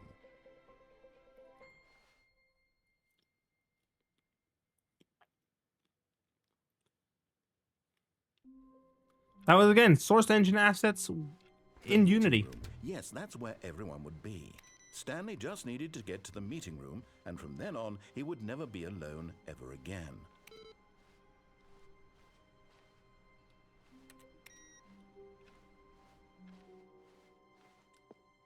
New content.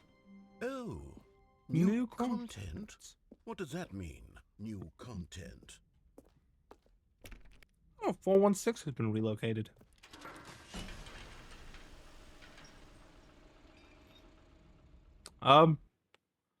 We're loading into the Ultra Deluxe content.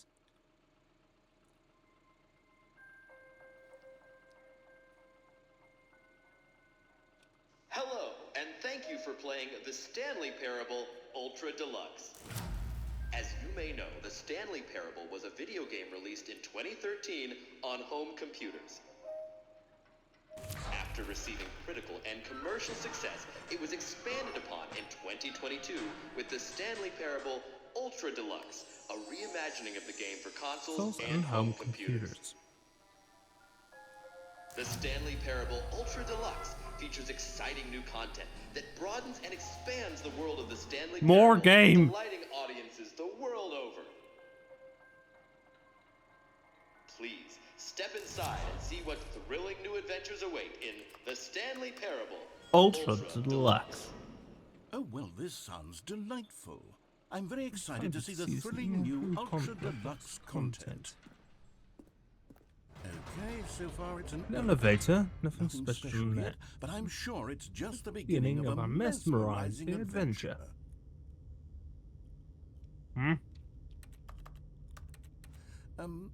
Is it broken? What's going on here? Should we be moving somewhere?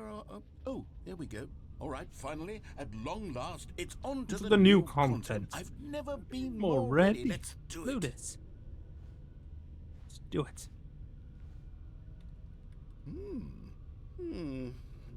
I have to say, initial impressions of Stanley Parable Ultra Deluxe, mostly tedious. It's as if Oh, okay. Let's see the content. Let's Give see me the content. Give me the content, Stanley. All right. All right, let's see. It's the jump circle.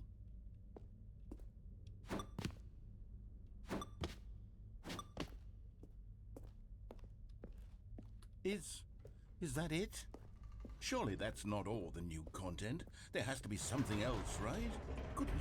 I'm obviously not gonna waste all the jumps yet. Say, initial impressions of this game are not positive. It's just elevators and jumping.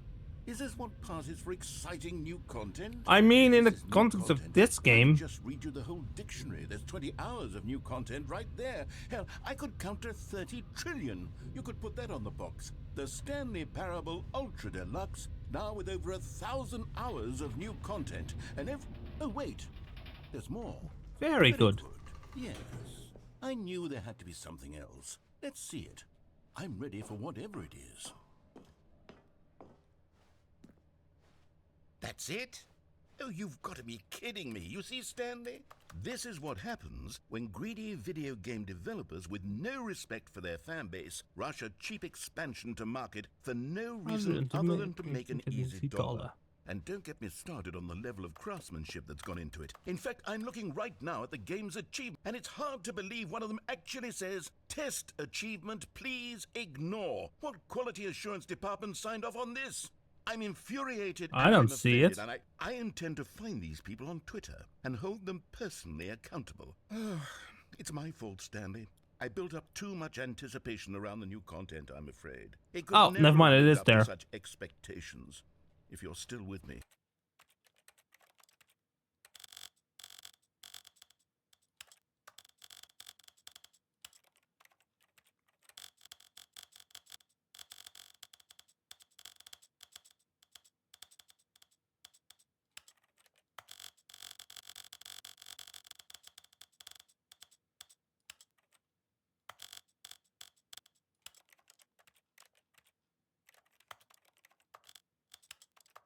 This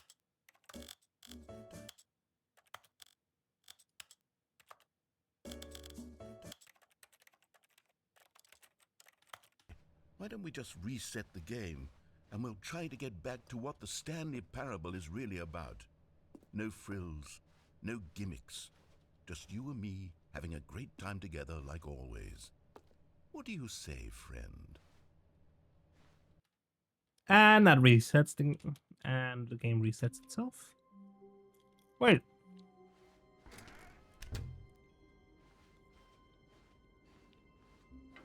Psst. Stanley, come over here. In the vent. I want to show you something. More content?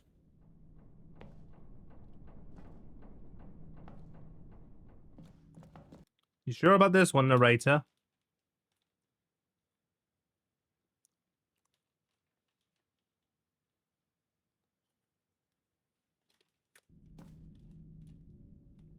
Ad break in 9 minutes, by the way. Okay, you remember how cheap and unsatisfying the new Ultra Deluxe content turned out to be? Well, it got me thinking about the past and how much better the Stanley Parable used to be. So I made something special and tucked it away here where the game's developers won't find it. Just our little secret. Take a look. I call it the Memory Zone. It's where I've been storing all my favorite memories so I can relive the peak experiences of my life whenever I want. Experiences God like rays. the launch of the Stanley Parable on PC.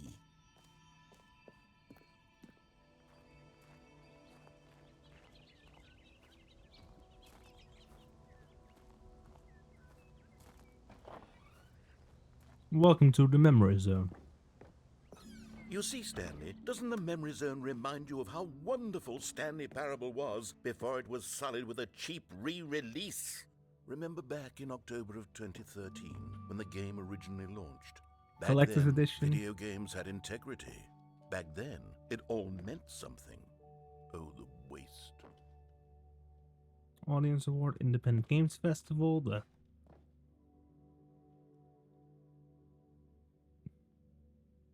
They stole a BAFTA. 20.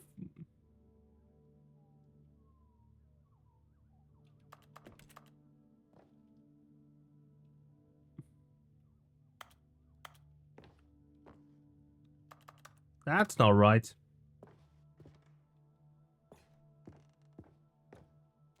The original remake. Buy on Steam or download the demo. Hey, that's old Firefox. It's Firefox free, I think, if I recall correctly.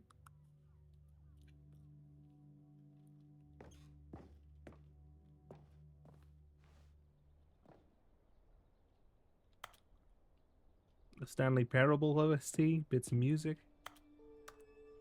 The old demo. Go outside. Unachievable. Nominee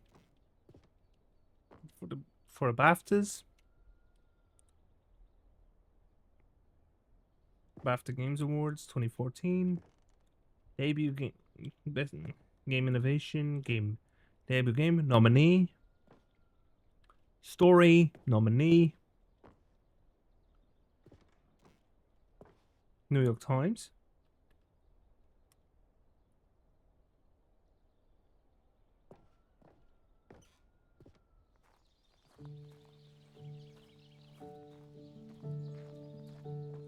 And over here is where I keep reviews of the Stanley Parable. Like this stunning triumph of games journalism. 10 out of 10 from Destructoid.com. James Stephanie Sterling writes, and I quote, "Where so many games that aspire to be more than games end up less than any form of art, Stanley Parable strives and then succeeds to be every game ever created." Did you hear that, Stanley? Every game ever created. That's how grand and all-encompassing the original Stanley Parable was. It was literally every game ever created. It was Skyrim. It was Persona 3. It was All of them. And now, it's nothing. It's no games at all. It isn't even the Stanley Parable anymore. It's just a husk now. A lifeless husk with an hour of new elevator content. Well, there are awards here as well. The old Stanley Parable tile stuff. The Minecraft section. Portal.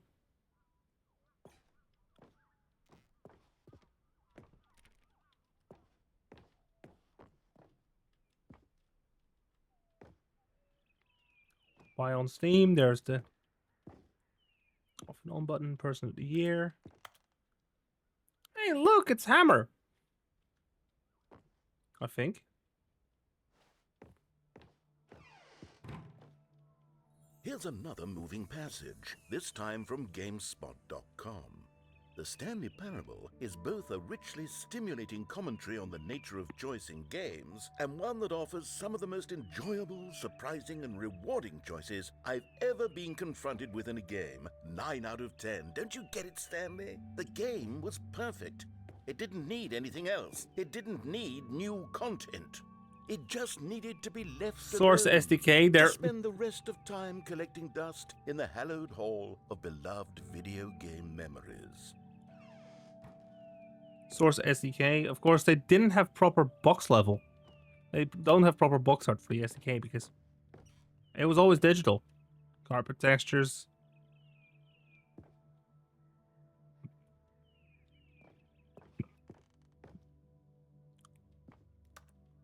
From the demo. Preparing snake oil salesman.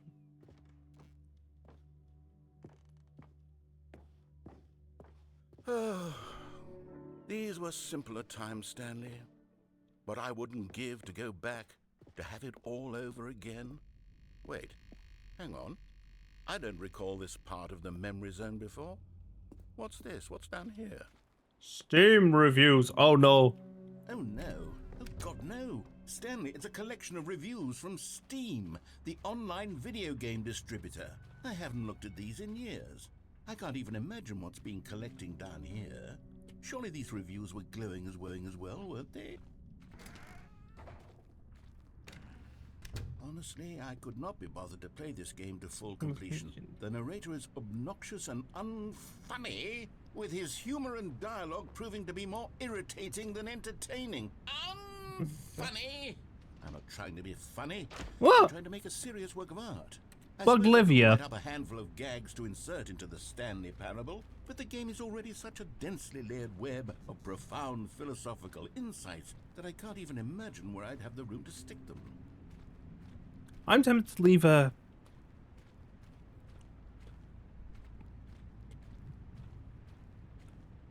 I'm tempted to leave a review after stream.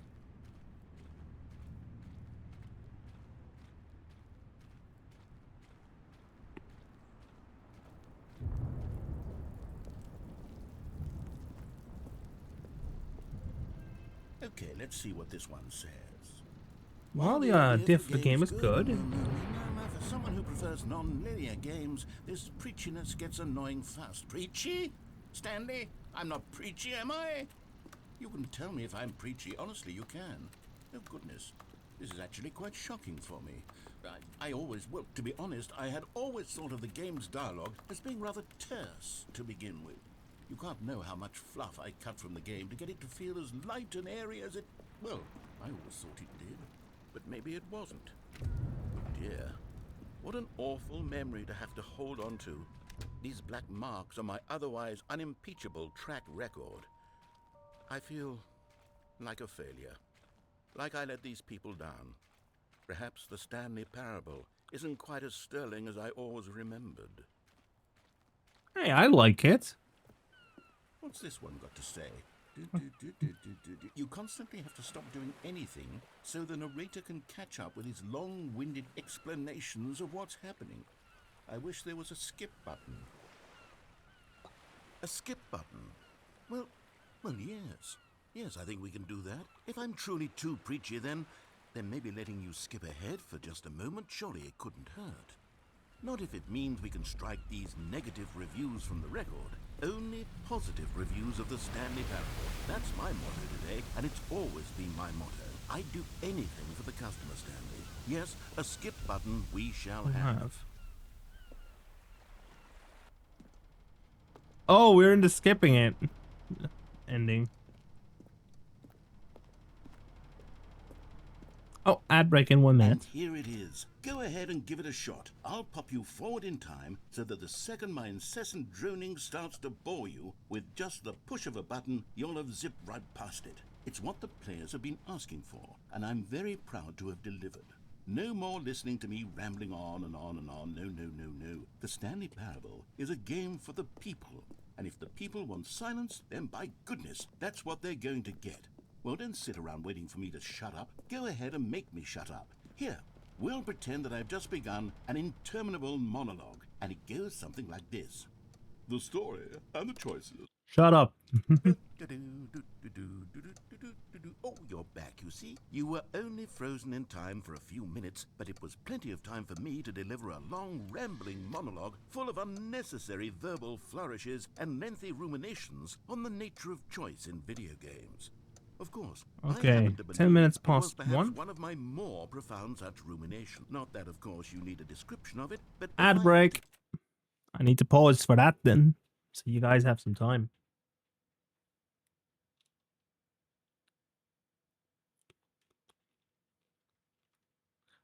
And that reminds me, I need to add something.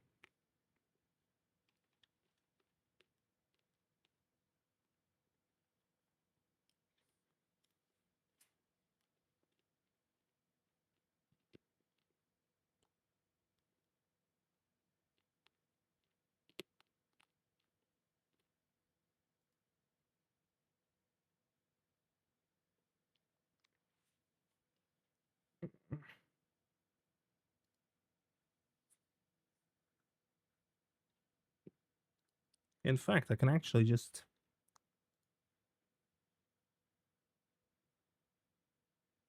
browser.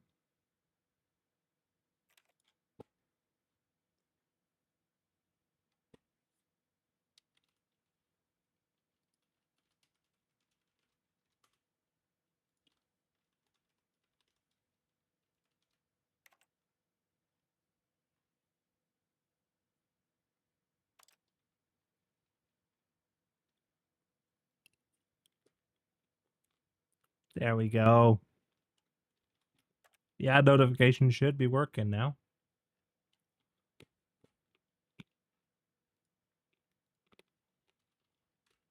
Font equals.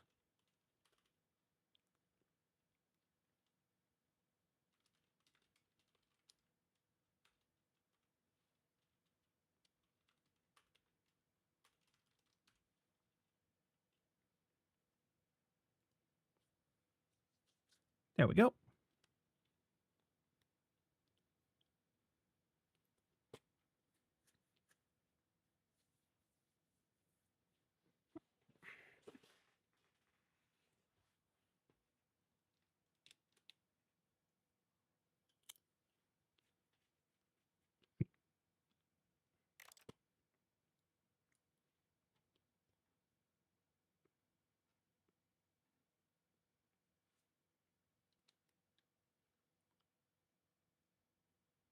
There we are.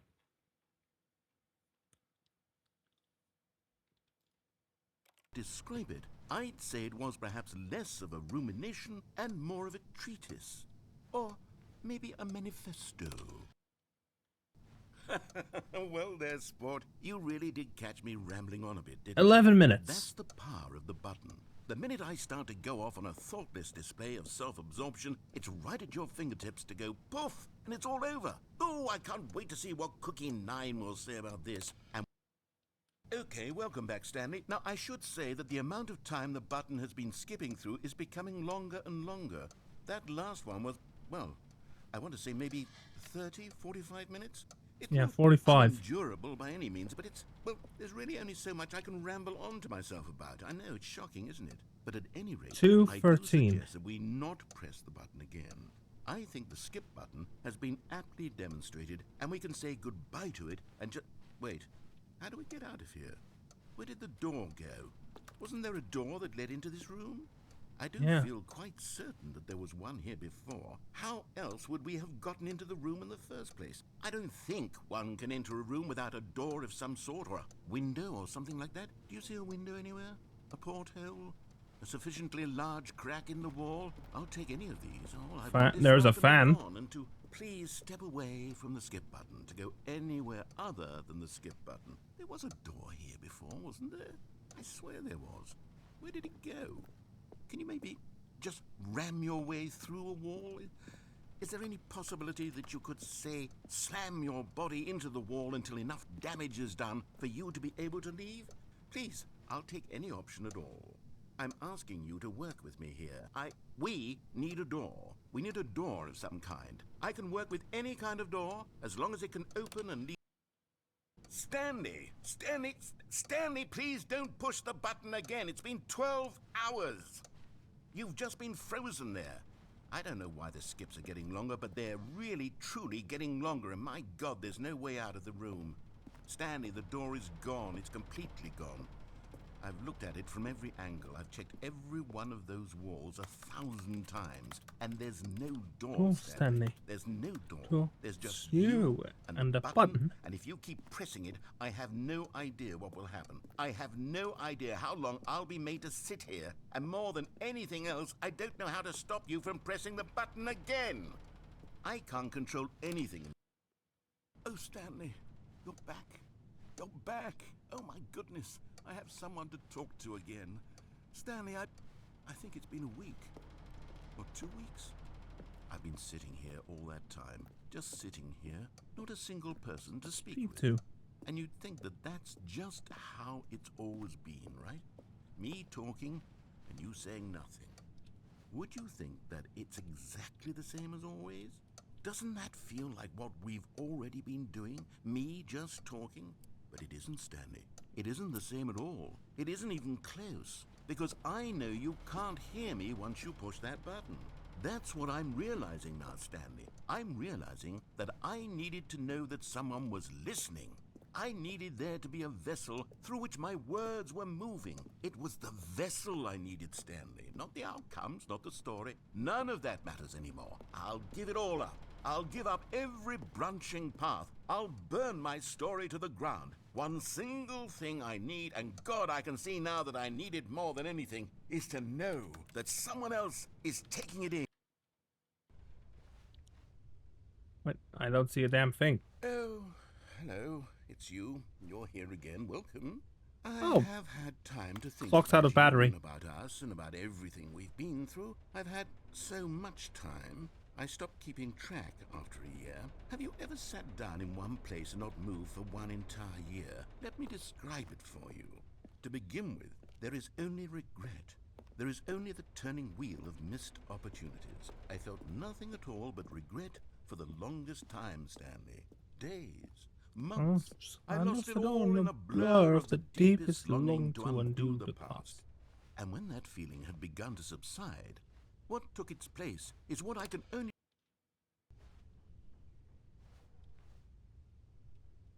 I think the narrator's gone now.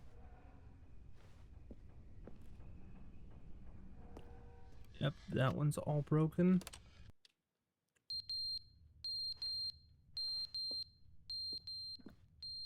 Okay, out of power there.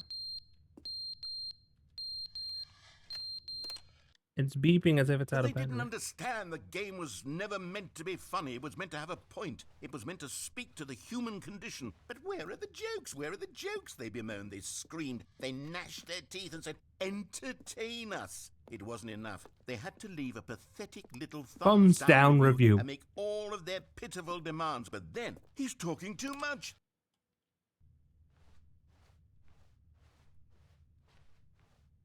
The narrator didn't even realize I was out of skip again. The end is never the end. End is never the end. Is never the end. The end is never the end. Is never the end. End is never the end. Is never the end. Is never the end. Is never the end. Is never the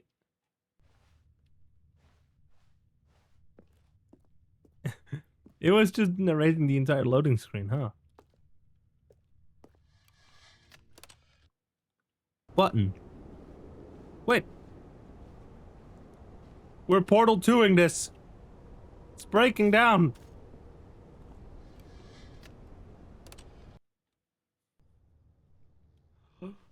We have light. The clock's been crushed, but we have light.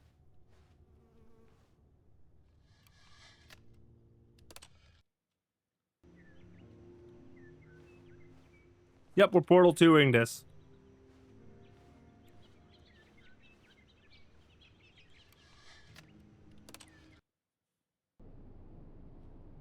Wait.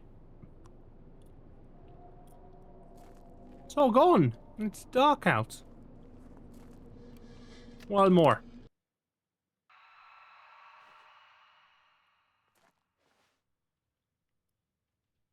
I don't like those. I don't like that noise. I'm skipping. Wait. It's tilted. Does it reactivate? Nope, it's done.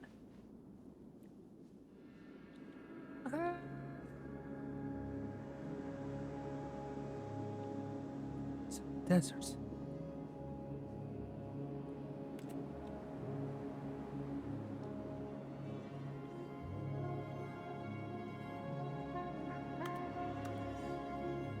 Time washes everything away.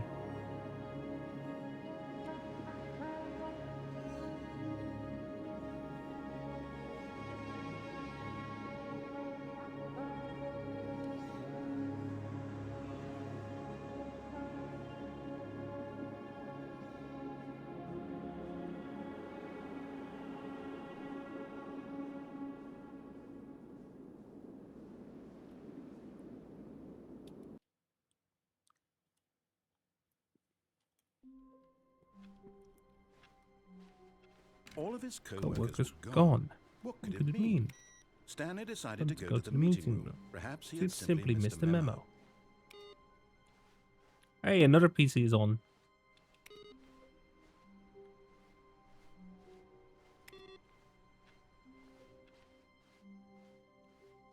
New content. Oh. Oh, good. You notice my sign. Yes, I have something very exciting to show you. The skip button was interesting.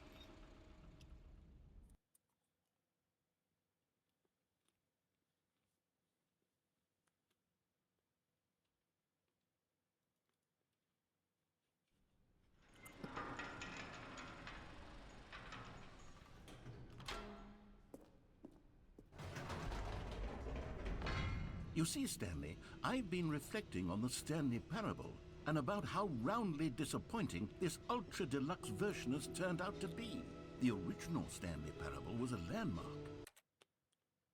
and any new content for it should live up to that legacy. So forget this ultra deluxe nonsense. I say we take it one step even further. Which is why I'm very proud to announce for the first time ever, the Stanley Parable 2.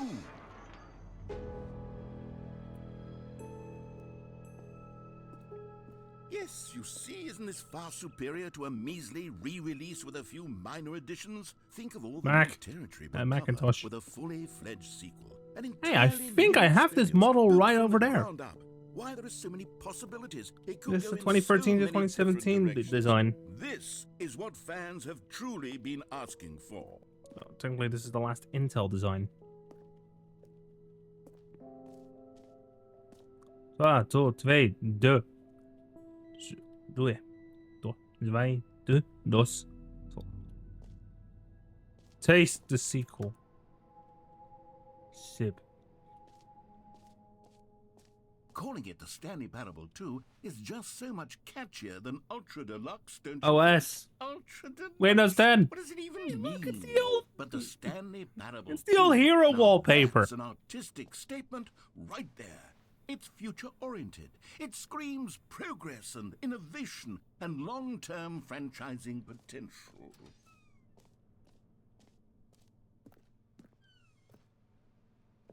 They're back. 2 doors. New content is out. New content part 2 is in. Old and busted. New hotness. Boring section of the chart. Cool red section of the chart. Google Slides. More TSP, better TSP. Win-win. Sequential mind share. 1, 2. New color. The color red. Leverage holistic value.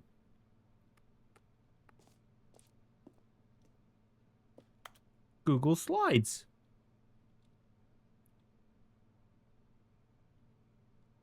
This is the one he's ended up going for.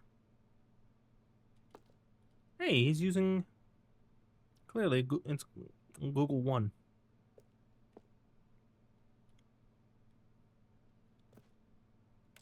There's the laptop. And it's a MacBook. It's just screen sharing. There's the fern. That's very interesting fern. Wait, Stanley Parable 2 co-op. Let's go. To be clear, I haven't quite nailed down what exactly the Stanley Parable 2 is going to be, but let's take a look at some of the features I've been developing for it.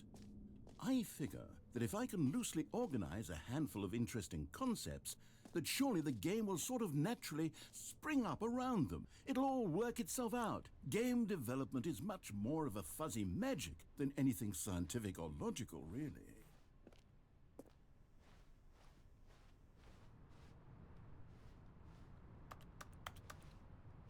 The bus to new content. Hey, it's an MAM bumps.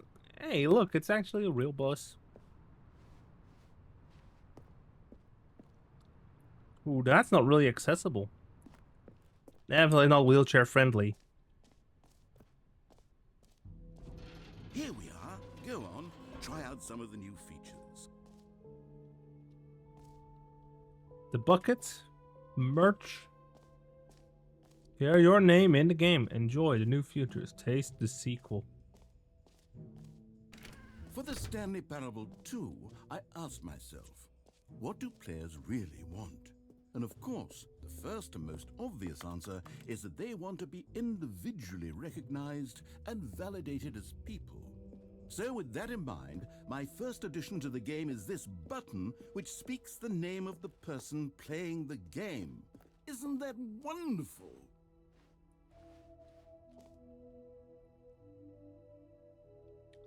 Let's test.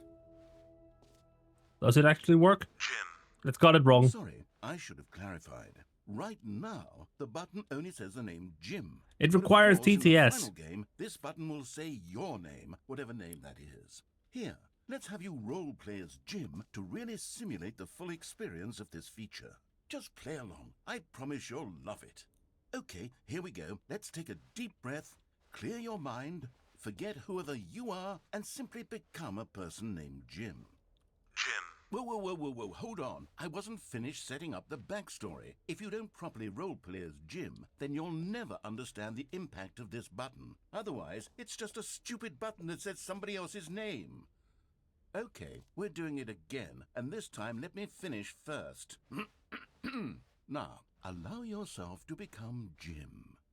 Imagine yourself driving to work as Jim, playing frisbee on the weekends as Jim, staying up all night for a popcorn and horror movie sleepover as Jim, developing a crippling substance addiction as Jim, rediscovering yourself through fringe religious groups as Jim, and finally dying a slow death at an old age surrounded by members of your cult as Jim.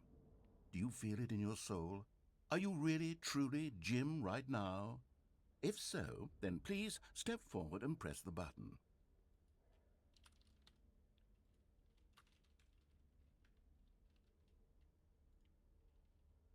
Here, let's test it.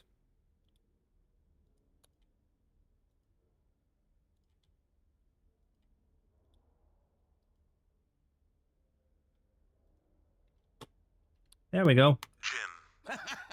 Hook into a Yes, hook into a What a TTS. thrill! What a rush! That was you! The button described you. Do it again. Do it again. Jim. Ooh, it hits even harder the second time. If this were the only new feature in the Stanley Parable 2, it would still be worth the money. No, it isn't. Let's take a break from the Jim button. I'm too emotionally drained from all of this personal validation. Whoa there, cowboy. Sometimes a person can be Too much Jim. I'm putting the Jim button away. Otherwise, soon you'll start to lose all sense of who you actually are. Jim. Oh, it's fun to just push a funny button. We had 8 in the demo. In the old demo.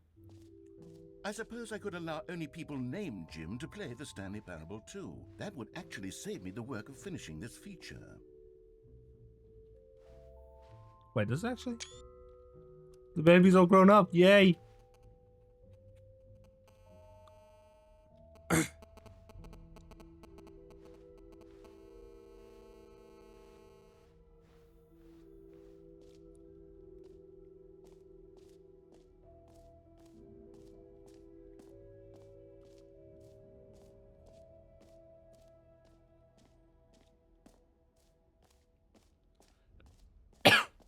It just works. Now here's something special. You remember that broken test achievement that got left in the game on accident? Well, I'm developing a technology to simply give you the achievement.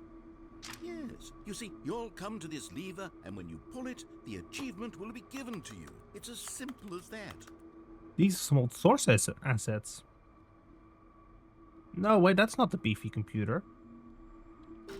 Okay, perhaps I should have clarified. This is technology that will exist. Right now, the achievement is still fully broken. I'm not a wizard, Stanley, but I guarantee it will be fixed in the old workstation. To satisfy the hordes of ravenous fans all over the world who have been uproariously demanding this feature. Gamers, we hear you, and I promise it will happen.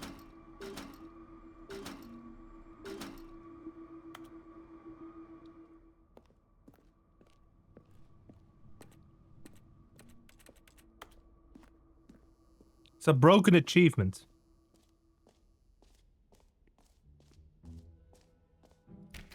What else? What other exhibits haven't we seen yet?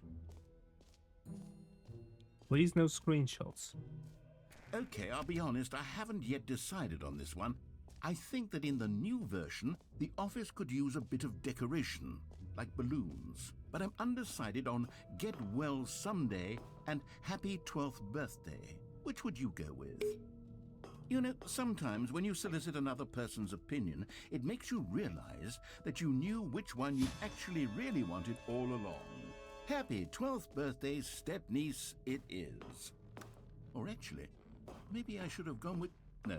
No, I've made my decision, we're moving on.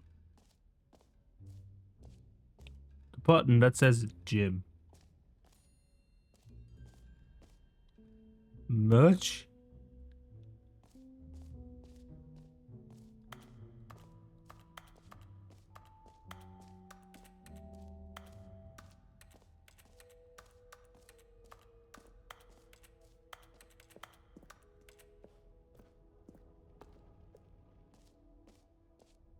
Ah, collectibles. Now it's a real video game. In the Stanley Parable 2, you'll run around gathering up these miniature Stanley figurines. And what's truly innovative is that there will be no reward for collecting all of them. I don't want to stifle the intrinsic joy of watching a number go up. You simply collect all of them, and then you move the hell on with your unremarkable life. Here comes the first stand.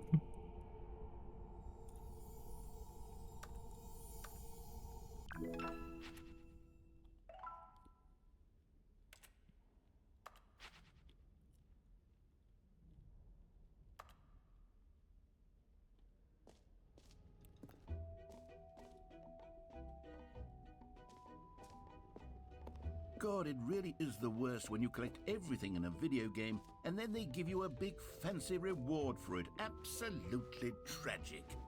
Wait, the hole. No hole. Wait, there's the jump circle. You know what, Stanley? I actually think the jump circle was a pretty good idea. I'd like to hang on to that for the sequel.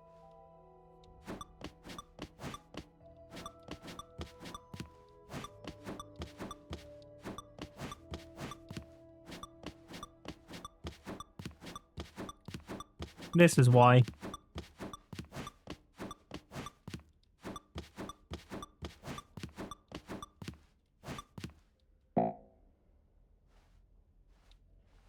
And we've drained the jumps.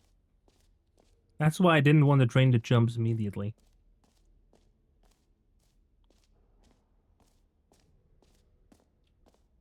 Hole like infinity.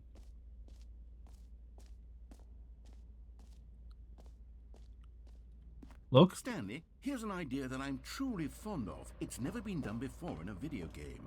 This is, in fact, a hole that you can fall down forever. That's right. Infinite falling.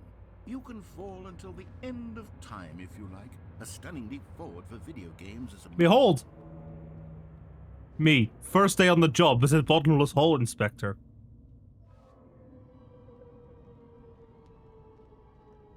You see, isn't it wonderful? One of my more ingenious concoctions, if I do say so.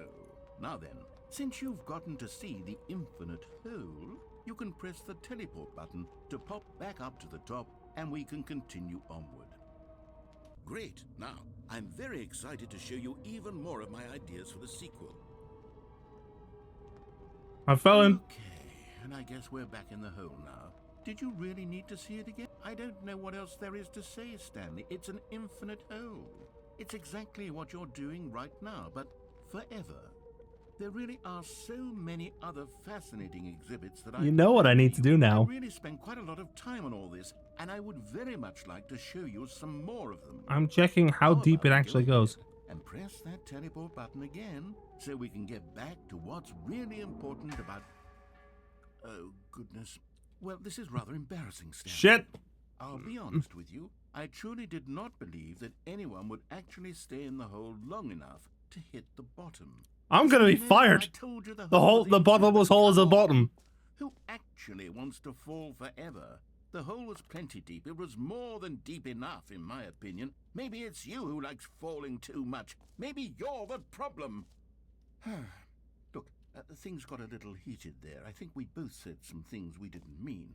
Why don't we just put all this behind us and agree to Reading just at call the 2 hole p.m. mostly infinite? If that works for you, then go ahead and press the teleport button to warp up to the top of the hole and we can move on. I'll just be up here when you're ready. I'm grabbing the bucket. Mostly infinite hole. You could also just say the hole. It's the hole.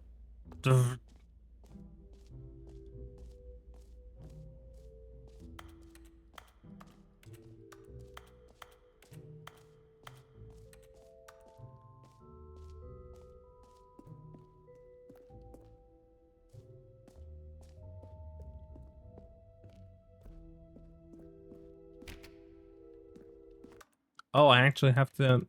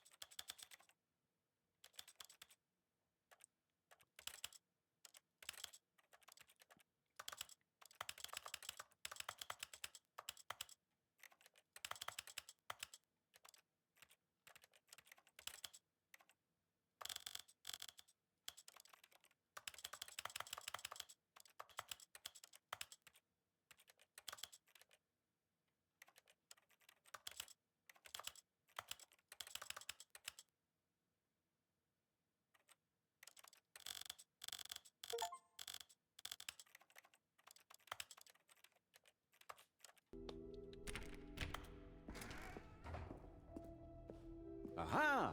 I can see you've gotten the Settings World Champion Achievement. Well done. You've experienced every setting, traveled to all corners of the settings menu. There's nothing you haven't seen. So, just for you, in the Stanley Parable 2, I'm including an entirely new setting, something called Bumpscosity. Bumpscosity. What exactly is Bumpscosity. Well, I haven't quite figured that part out yet, but I just know that you'll be able to adjust it on some sort of slider, and that it'll be available from the settings menu. We'll sort the rest of the details out later. I hope you're looking forward to trying out every level of bumpscosity in the Stanley Parable 2.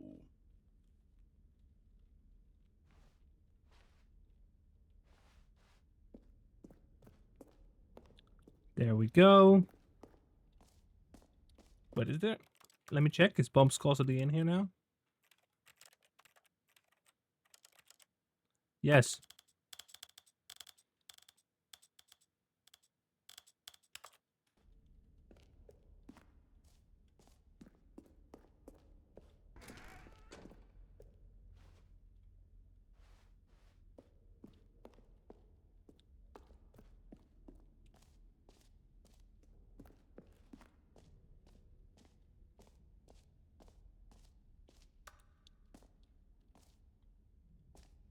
Mostly infinite jest.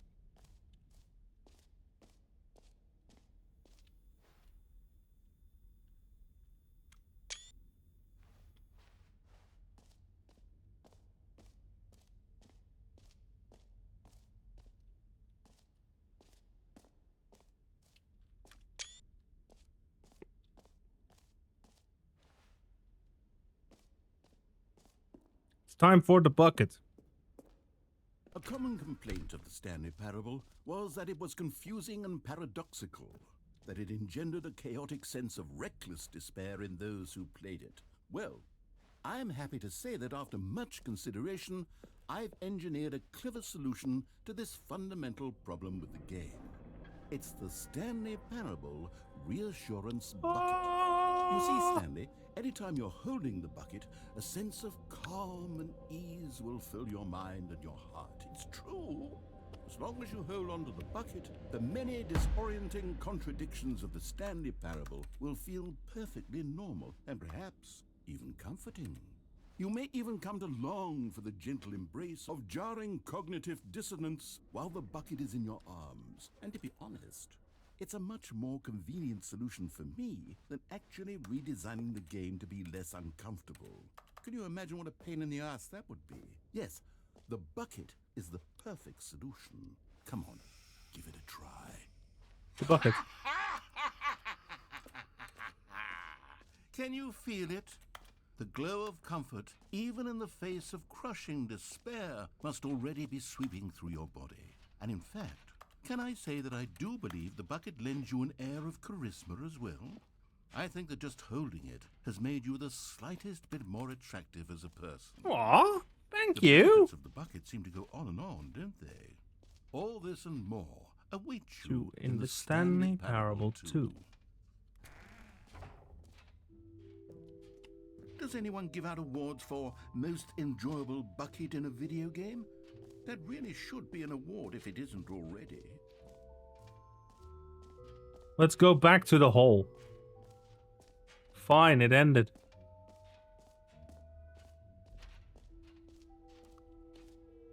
Concrete complications, issue 2.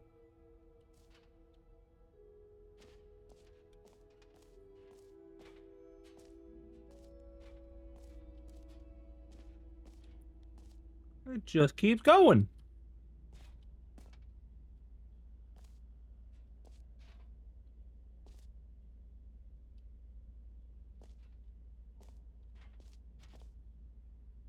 More hole. We're back at the hole.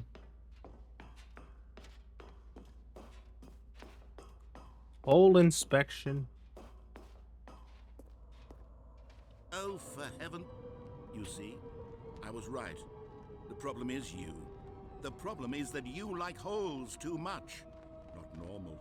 A normal person. So would have says, said "Yep, that's an infinite that hole right there. Goes on forever till the end of time. Don't need to see it all, but not you. Oh, no, no, no, no. You have a weird Sort of.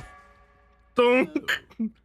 Did the hole seem even shorter to you this time? I couldn't help but feel like you spent a little less time in there than you did before. I mean, admittedly, I didn't make an infinite hole, but I didn't think it was that not infinite. Well, I suppose once again there's nothing to do here. If you decide you've had enough of the hole, you can hit the teleport button and come join me up above. Had enough? I'm positively thrilled. I really do have so much more to show you. Gosh, how could I have Yes, guessed? you're back in the hole. If this starts to become a thing where... Wow. Okay. Yes. I'm starting to become extremely certain that the hole is not only not infinite, but that it's growing steadily less and less infinite. I suspect that I'm starting to hit the point where it's no longer feasible to call the hole infinitely deep, even by the lax overall standards for accountability and marketing. What's going on here? Stanley, I have no explanation for the uncertain nature of the hole's length. Here, let's try something. Let's pop back up to the top, and we'll see if it gets any shorter. Well, there it is. The shame of my lie has come to haunt me. Not only is the hole not infinite, but it's barely even a hole at this point. It's more of a concavity, or even a very aggressive divot. How is this still appealing to you?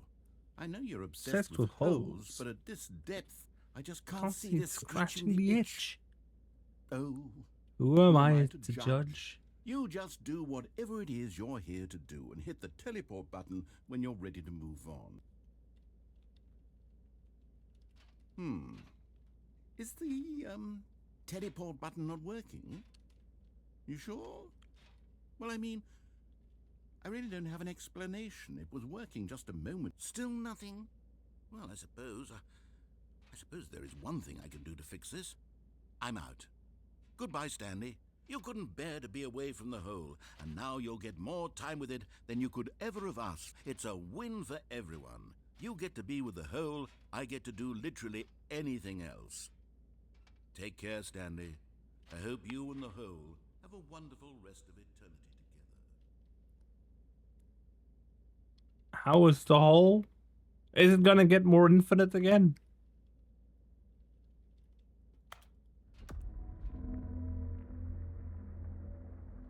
Sure sounds like it.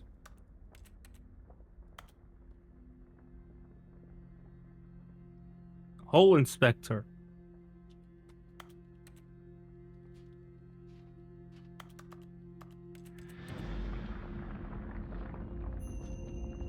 Oh god, the hole's becoming more and more bottomless.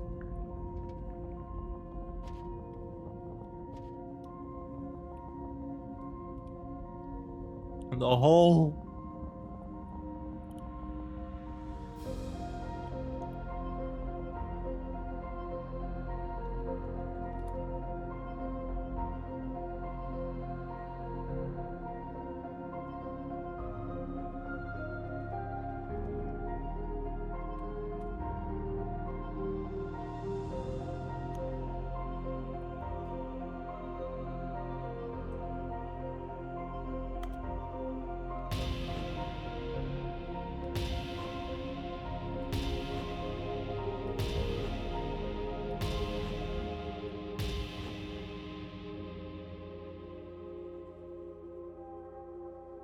There was a hole.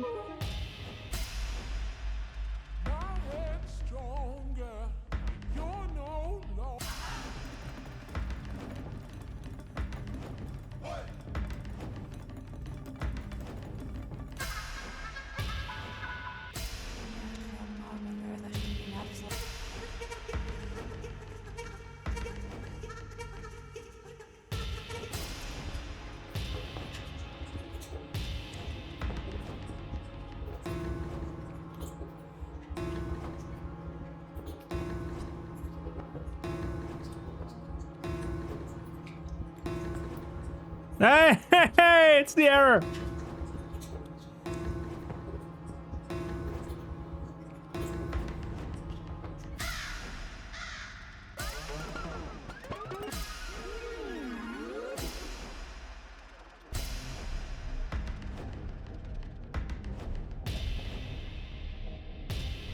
Stanley? Stanley? Stanley? Oh, good, you're awake. It seems you had sort of dozed off there, drifting away into dreamland. But we can't have that, Stanley, because this hole is just so darn fascinating that I want you to be wide awake for every second of it. You don't want to miss a single moment. So how about if I just pop in from time to time and wake you up to keep you really truly focused on the hole. There. From the looks of things, you and I will have many, many years here in this hole, and I'm looking forward to all of them. Stay alert, Stanley. I'll be back. Toodle-pip.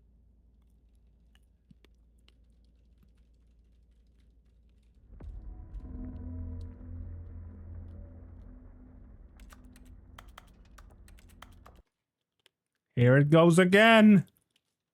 Into the hole.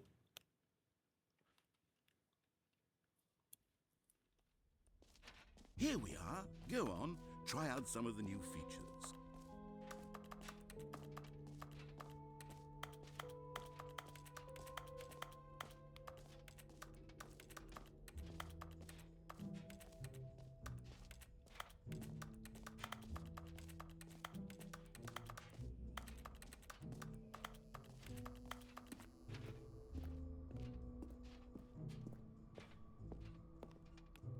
Does the achievement lever work yet? Nope.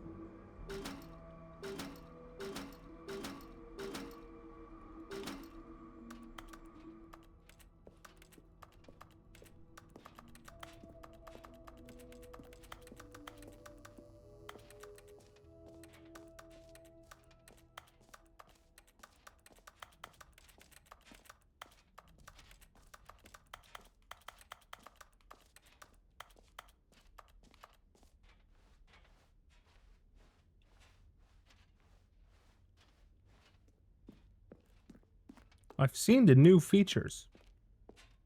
All right. Have you seen everything you wanted to? Ready to move on now?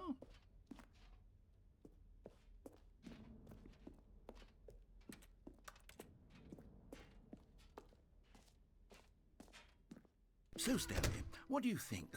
Do you like all of the new features? Yes, I know it's not exactly clear yet how exactly these features will come together as one single coherent video game, but I can feel it in my soul. It's going to work. There's definitely a good game in there somewhere. Say, let's do an experiment. I'll arrange these new features together, and we'll see whether or not it coheres into a meaningful gameplay experience. Okay. Are you ready? Here it is. The Stanley Parable 2.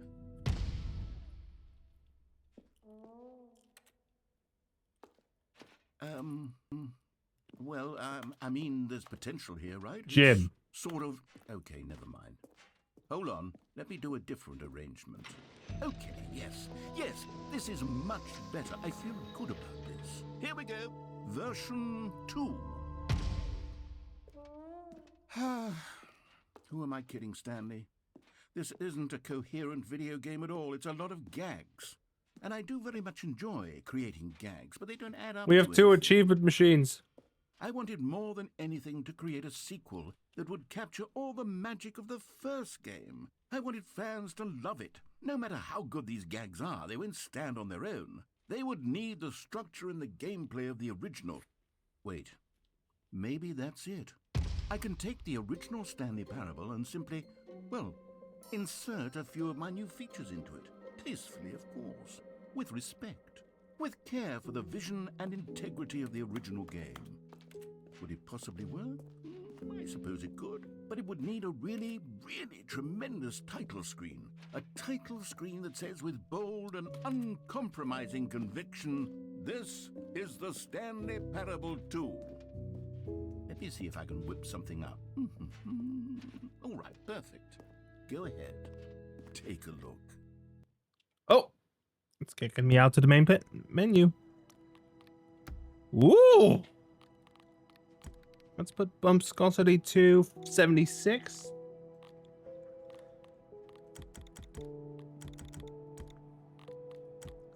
Yeah, I like how this looks. Very Hitman. I like how the new title screen looks. This is the Story of a man named Stanley. Stanley worked for a company in a big building where he was employee number 427. Employee number 427. All of his co-workers were gone. What could it mean? Stanley decided to go to the meeting room. Perhaps he had simply missed a memo. No matter how hard Stanley looked, he couldn't find a trace of his co-workers.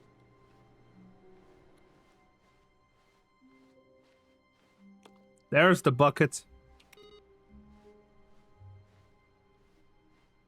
Stanley picked up the bucket.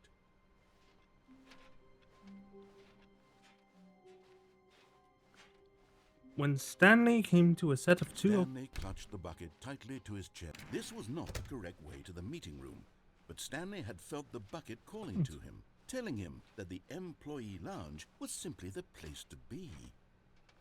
And here it was. Had the bucket turned out to be correct? Was this better than the meeting room? Yes, Stanley thought to himself. Yes, perhaps it truly was. How insightful the bucket turned out to be. No, never mind. The bucket was wrong. Stanley took the door on his left to go back to the meeting room. No, said the bucket. don't go to the meeting room. Go somewhere else. The cargo lift, yes. Go there. Go to the cargo lift. You found one of them. One of the miniature Stanley figurines. Remember, no reward for collecting all of these, only the intrinsic pleasure of a job well done. You can't buy that sort of happiness, Stanley. God knows I've tried. So, I implore you to savor each and every moment you'll come across one of these beautiful figurines. Stanlerines.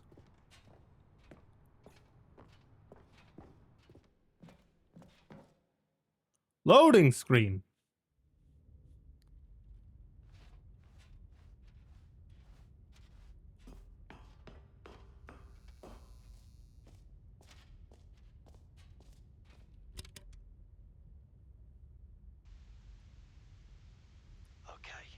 This is day number 295.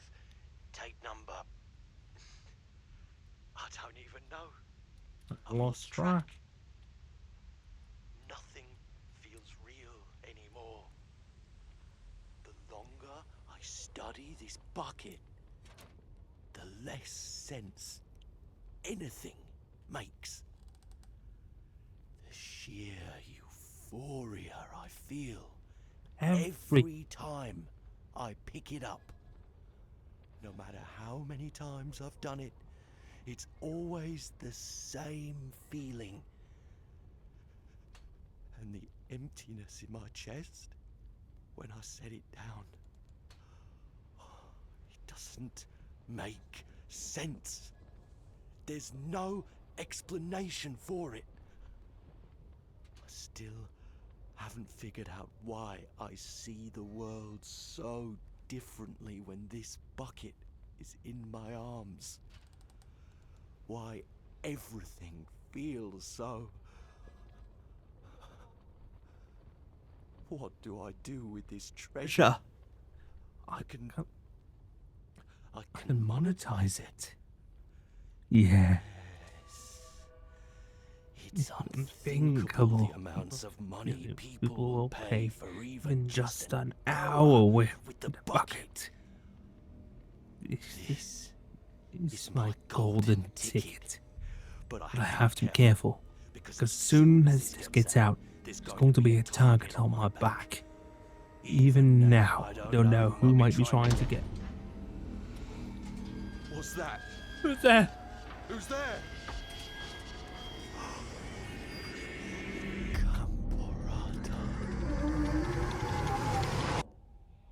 Well.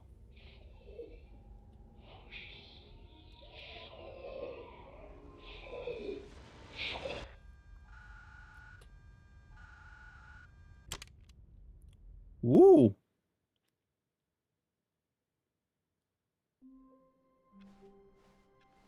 Well, the bumpscosity in here is really getting up there, isn't it? No matter, the story must carry on no matter how much or how little bumpscosity there is. Stanley lifted the bucket into his arms, and a wave of comfort rushed over him. Stanley clutched the bucket tightly to his chest and entered the door on his left.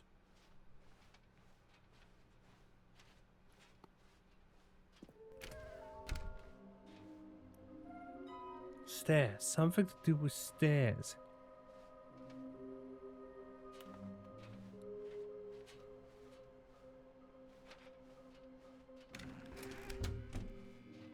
Oh, Stanley, can you feel it?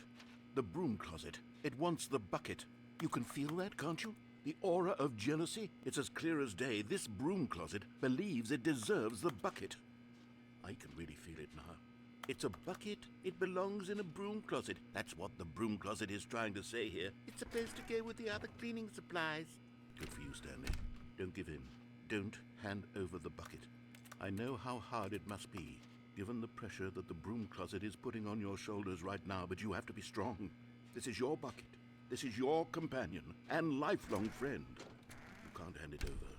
Oh no, we're getting into name call. Coming to a staircase, Stanley and the bucket walked upstairs to the boss's office. Another miniature Stanley figurine. That's free. There really must be a snappier name for these things. What Stanley about mini stands? Stanley figs. What about Stanlerines? Yes, I think I like that. Another Stanlerine under your belt. So, taste the sequel, Mother Walker. But Stanley just couldn't do it. He considered the possibility of facing his boss, admitting he had left his post during work hours. He might be fined for that. And in such a competitive economy, why had he taken that risk? All because he believed everyone had vanished? His boss would think he was crazy. And then something occurred to Stanley. Maybe, he thought to himself, maybe I am crazy. He looked down at the bucket in his arms. Am I crazy? He asked the bucket. The bucket returned his gaze, but said nothing at all. That's strange, Stanley thought. Usually the bucket is a source of guidance and wisdom for me in difficult times such as these. He held the bucket close, yet felt none of its familiar reassurance and comfort. And that's when Stanley realized, this isn't my bucket. It's just a normal, everyday bucket. Someone else's bucket, perhaps. How did I end up with someone else's bucket? This is all terribly wrong. Surely no good would come from this. Who knows what sorts of bizarre hallucinations Stanley might experience without the psychologically grounding presence of his bucket. And indeed, now he noticed that the rooms were repeating, which was, of course, very odd. And now he felt himself floating off the ground. Oh, gracious, he exclaimed. Without my bucket, I've gone truly mad. Where is it? I must find it. Far off in the distance now, he heard it, calling to him. Stanley! Stanley, it's me, the bucket. Could it truly be? He rushed forward from room to room, passing by one bucket after the next. None of them were his. None of them were his special bucket. Come to me, Stanley. Find me. He had to find the bucket. He had to return to his old friend. It was the only way to truly restore his sanity. And then suddenly, he froze dead in his tracks. He knew where the voice of the bucket had been coming from. The real bucket was inside of him all along. It was incredibly painful. Stanley doubled over in agony. I'm blacked out. This is the story. This is the story of a woman named Mariella. Mariella woke up on a day like any other. She arose, got dressed, picked up a bucket of comfort and security, and walked to her place of work. But on this particular day, the same picture, but with a bucket crudely edited in. Stumbled through town, talking and screaming to himself, and then collapsed dead on the no, sidewalk. it's free. Right away, she knew what the problem was. This man had no bucket. Of course, he'd gone mad, ranting and raving about a narrator describing all of his actions and how everything is predetermined and free will is an illusion and it's all just a video game. It could all have been prevented if only he'd taken his bucket with him. Perhaps he didn't even realize he'd forgotten his bucket at home in the first place. How cruel the world can be, Mariella thought. And she hugged her own bucket even tighter. Didn't he type But that? of course, she had no time for this. There were a myriad of confusing problems she would soon have to confront at work, for which her bucket would provide absolute guidance and total clarity on everything. Heck yes, she thought to herself, my life kicks ass. And she It flipped all the way to work.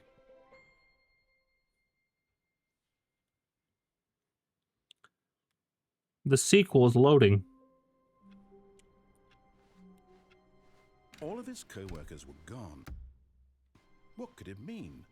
Stanley decided to go to the meeting room. The confusion and the chaos all seemed to melt away as Stanley embraced the bucket. Stanley clutched the bucket tightly to his chest. This was not the correct way to the meeting room, but Stanley had felt the bucket calling to him, telling him that the employee lounge was simply the place to be. Oh, ad break's coming in And 5 here it was. minutes. Had the bucket turned out to be correct? Never mind. The bucket was wrong. Stanley took the door on his left to go back to the meeting room. No, Said the bucket. don't go to the meeting room. Go somewhere else. The cargo lift, yes. Good. Said the bucket. Now ride the lift all the way to the top. There's something up there I need you to do. Stanley did not question Question, why or how this this bucket was speaking to him. It should have alarmed him, of course, because buckets can't talk. But Stanley chose not to think about this obvious fact. He was firmly convinced that the bucket had spoken to him, and he unthinkingly did whatever the bucket asked. In here. Said the bucket. Go into this dark room over here. Stanley once again obeyed blindly. Now pick up the phone. Said the bucket. Pick up the phone, and it will take us back home, where we can go about life together. I'm gonna go for real person, but with buckets. Whoa, hold on. Why did you unplug the phone? Were you trying to resist the bucket's orders? Stanley, I was joking. Obviously, the bucket isn't talking to you and telling you to do things. Buckets can't talk. It was a joke. Don't you get the joke? It's funny, Stanley. A talking bucket. Can't you see? See? Oh, Oh, goodness. goodness. I must have Really bungled up the delivery if you actually took me seriously. Where did I mess up the The joke? joke. Should I have paused for For longer? longer. Or Spoken quicker. Comedic timing is so difficult. I wish I were better at it. But there isn't exactly an instructional video on comedy that one can watch to fully... Oh, wait, yes, there is. It's sitting right here. Let's take a look. Let's go. Another instructional video. What is Comedic timing. What is comedic Timing. timing?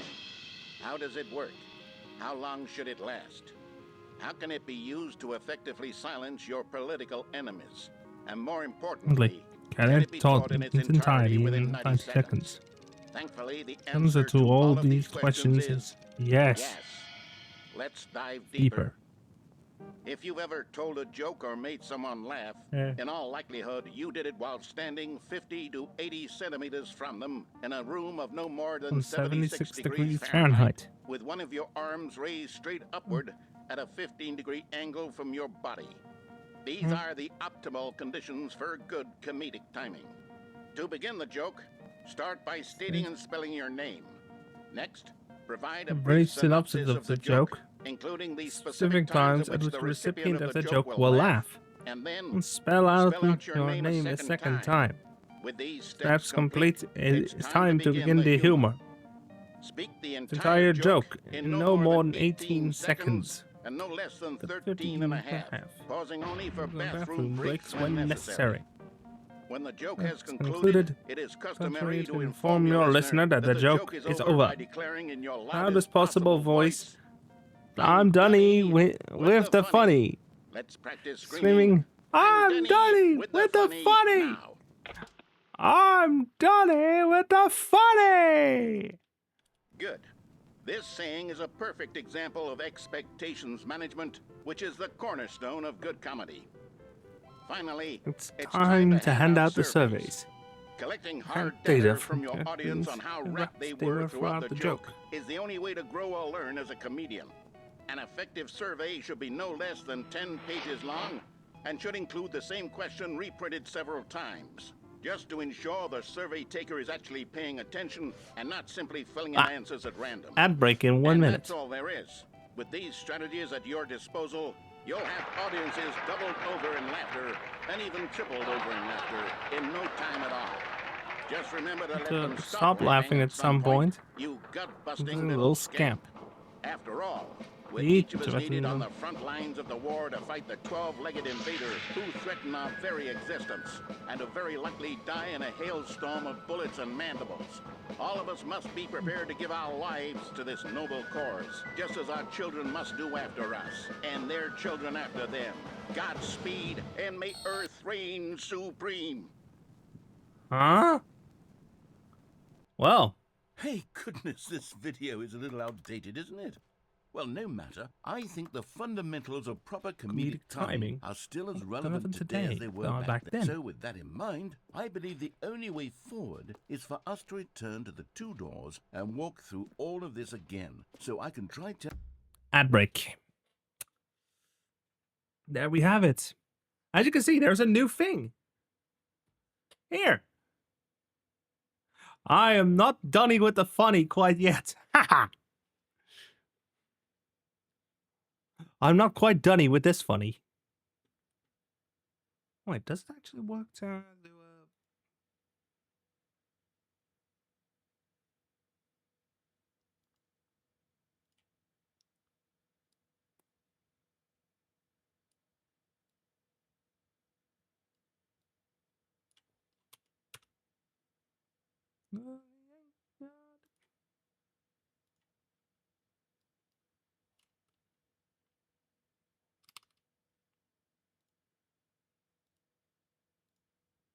Wait, let me just UDF? UDS?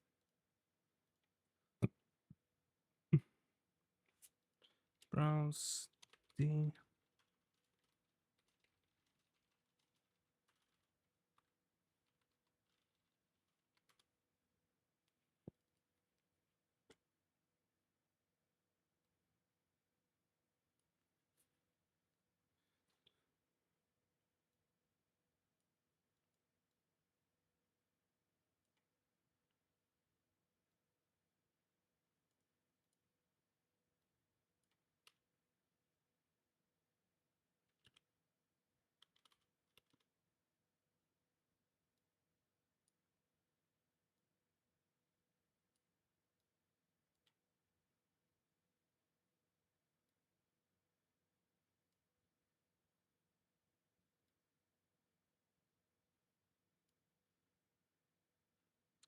Zoom.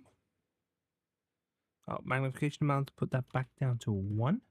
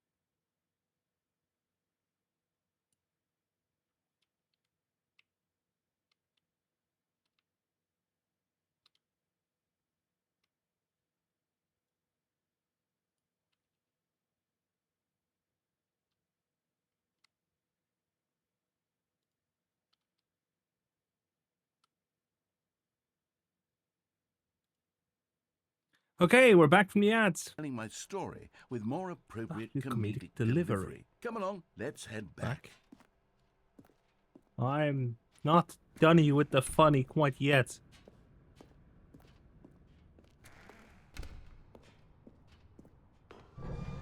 I can feel it. This time, I'm really going to nail the delivery. You'll be in stitches. A talking bucket, you'll say? How ridiculous. How absurd. Hilarious concept. The king of comedy. That's what you'll call me. Thank goodness we have the instructional video. Otherwise, who knows where we'd be right now. Well, I wouldn't be the king of comedy, that's for sure. The bucket spoke to Stanley. The bucket spoke. The bucket spoke. Oh, I'll figure it out on the fly. No need to overthink things. Oh, it's already midnight. What? Let me just get to the... Let me just make sure he's properly done with the funny before I end the stream. And we're... Here we go. You ready? When Stanley and the bucket came to a set of two open doors. They entered the door on the left. No. You were supposed to go through the door on the right, leading back to the phone. Did you not even look at the instructional video? I think this is all covered very clearly. There's no way I can make the comedic timing work now. It's done. The joke is completely done and over. It's all your fault, Stanley. I'm going to be ridiculed in the community of other joke writers. I'm going to be shamed at every one of our meetings from now on. All because you couldn't watch a simple video and take a hint. Are you proud of yourself for bringing me down, Stanley? Are you proud? Okay, does it reset? Here we go. You ready? When Stanley and the bucket came Into to a set of two open doors. They entered the door on the left.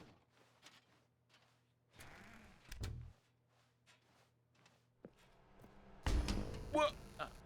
We're back at the phone already? No. What's going on? There were supposed to be several rooms leading up to this. There was supposed to be a build-up to this point. A dramatic display of remarkable comedic wit which culminates in this scene with the phone. But now the timing's completely off. The joke will never land. Well, not the way it was meant to. And it's all my fault. I must have forgotten that the phone room comes immediately after the two doors room. What an egregious mistake. I've made a fool of myself. I don't deserve the title of King of Comedy. I'm nothing. I'm not even the lowliest joke-telling whelp. I think I need to go back and rewatch that instructional video again. Yes, surely that will help me improve my... Stanley, you love the bucket so much it's like you... it's as though all of your other most prized possessions pale in comparison. Yes. Well, let me try that again, Stanley. I heard that you are pale with shame over how unabashedly in love with a bucket you are. No? Still not? Is it the delivery? Pale with shame. Pale with shame? Narrator, you forgot to say I am Dunny with the funny. Stanley, this bucket is so metal. I think I saw it playing guitar. No. We're getting away from making fun of Stanley's obsession with the bucket, which was the whole point of this. I'm no good at these jokes. I need more instructional videos. That's exactly what it is. That's what will make me the king of comedy again. More instructional videos. Sorry, Leroy. Let's see.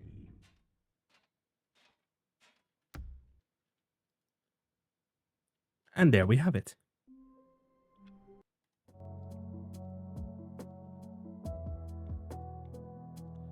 Okay.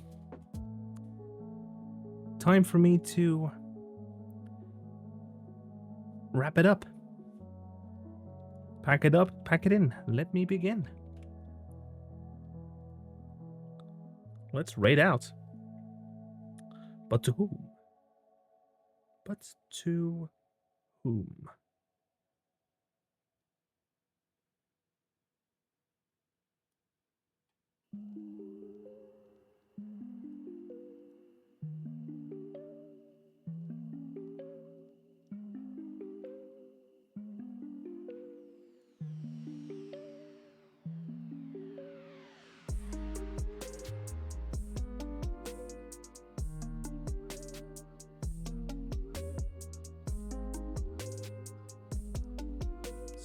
Shows there.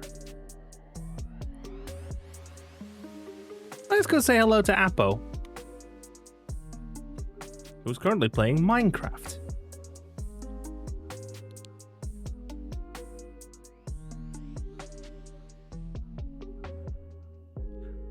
The words are going to be the reassurance bucket.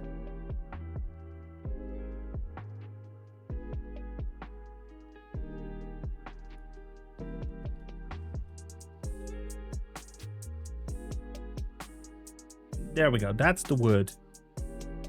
That's the words. For my subscribers, this one.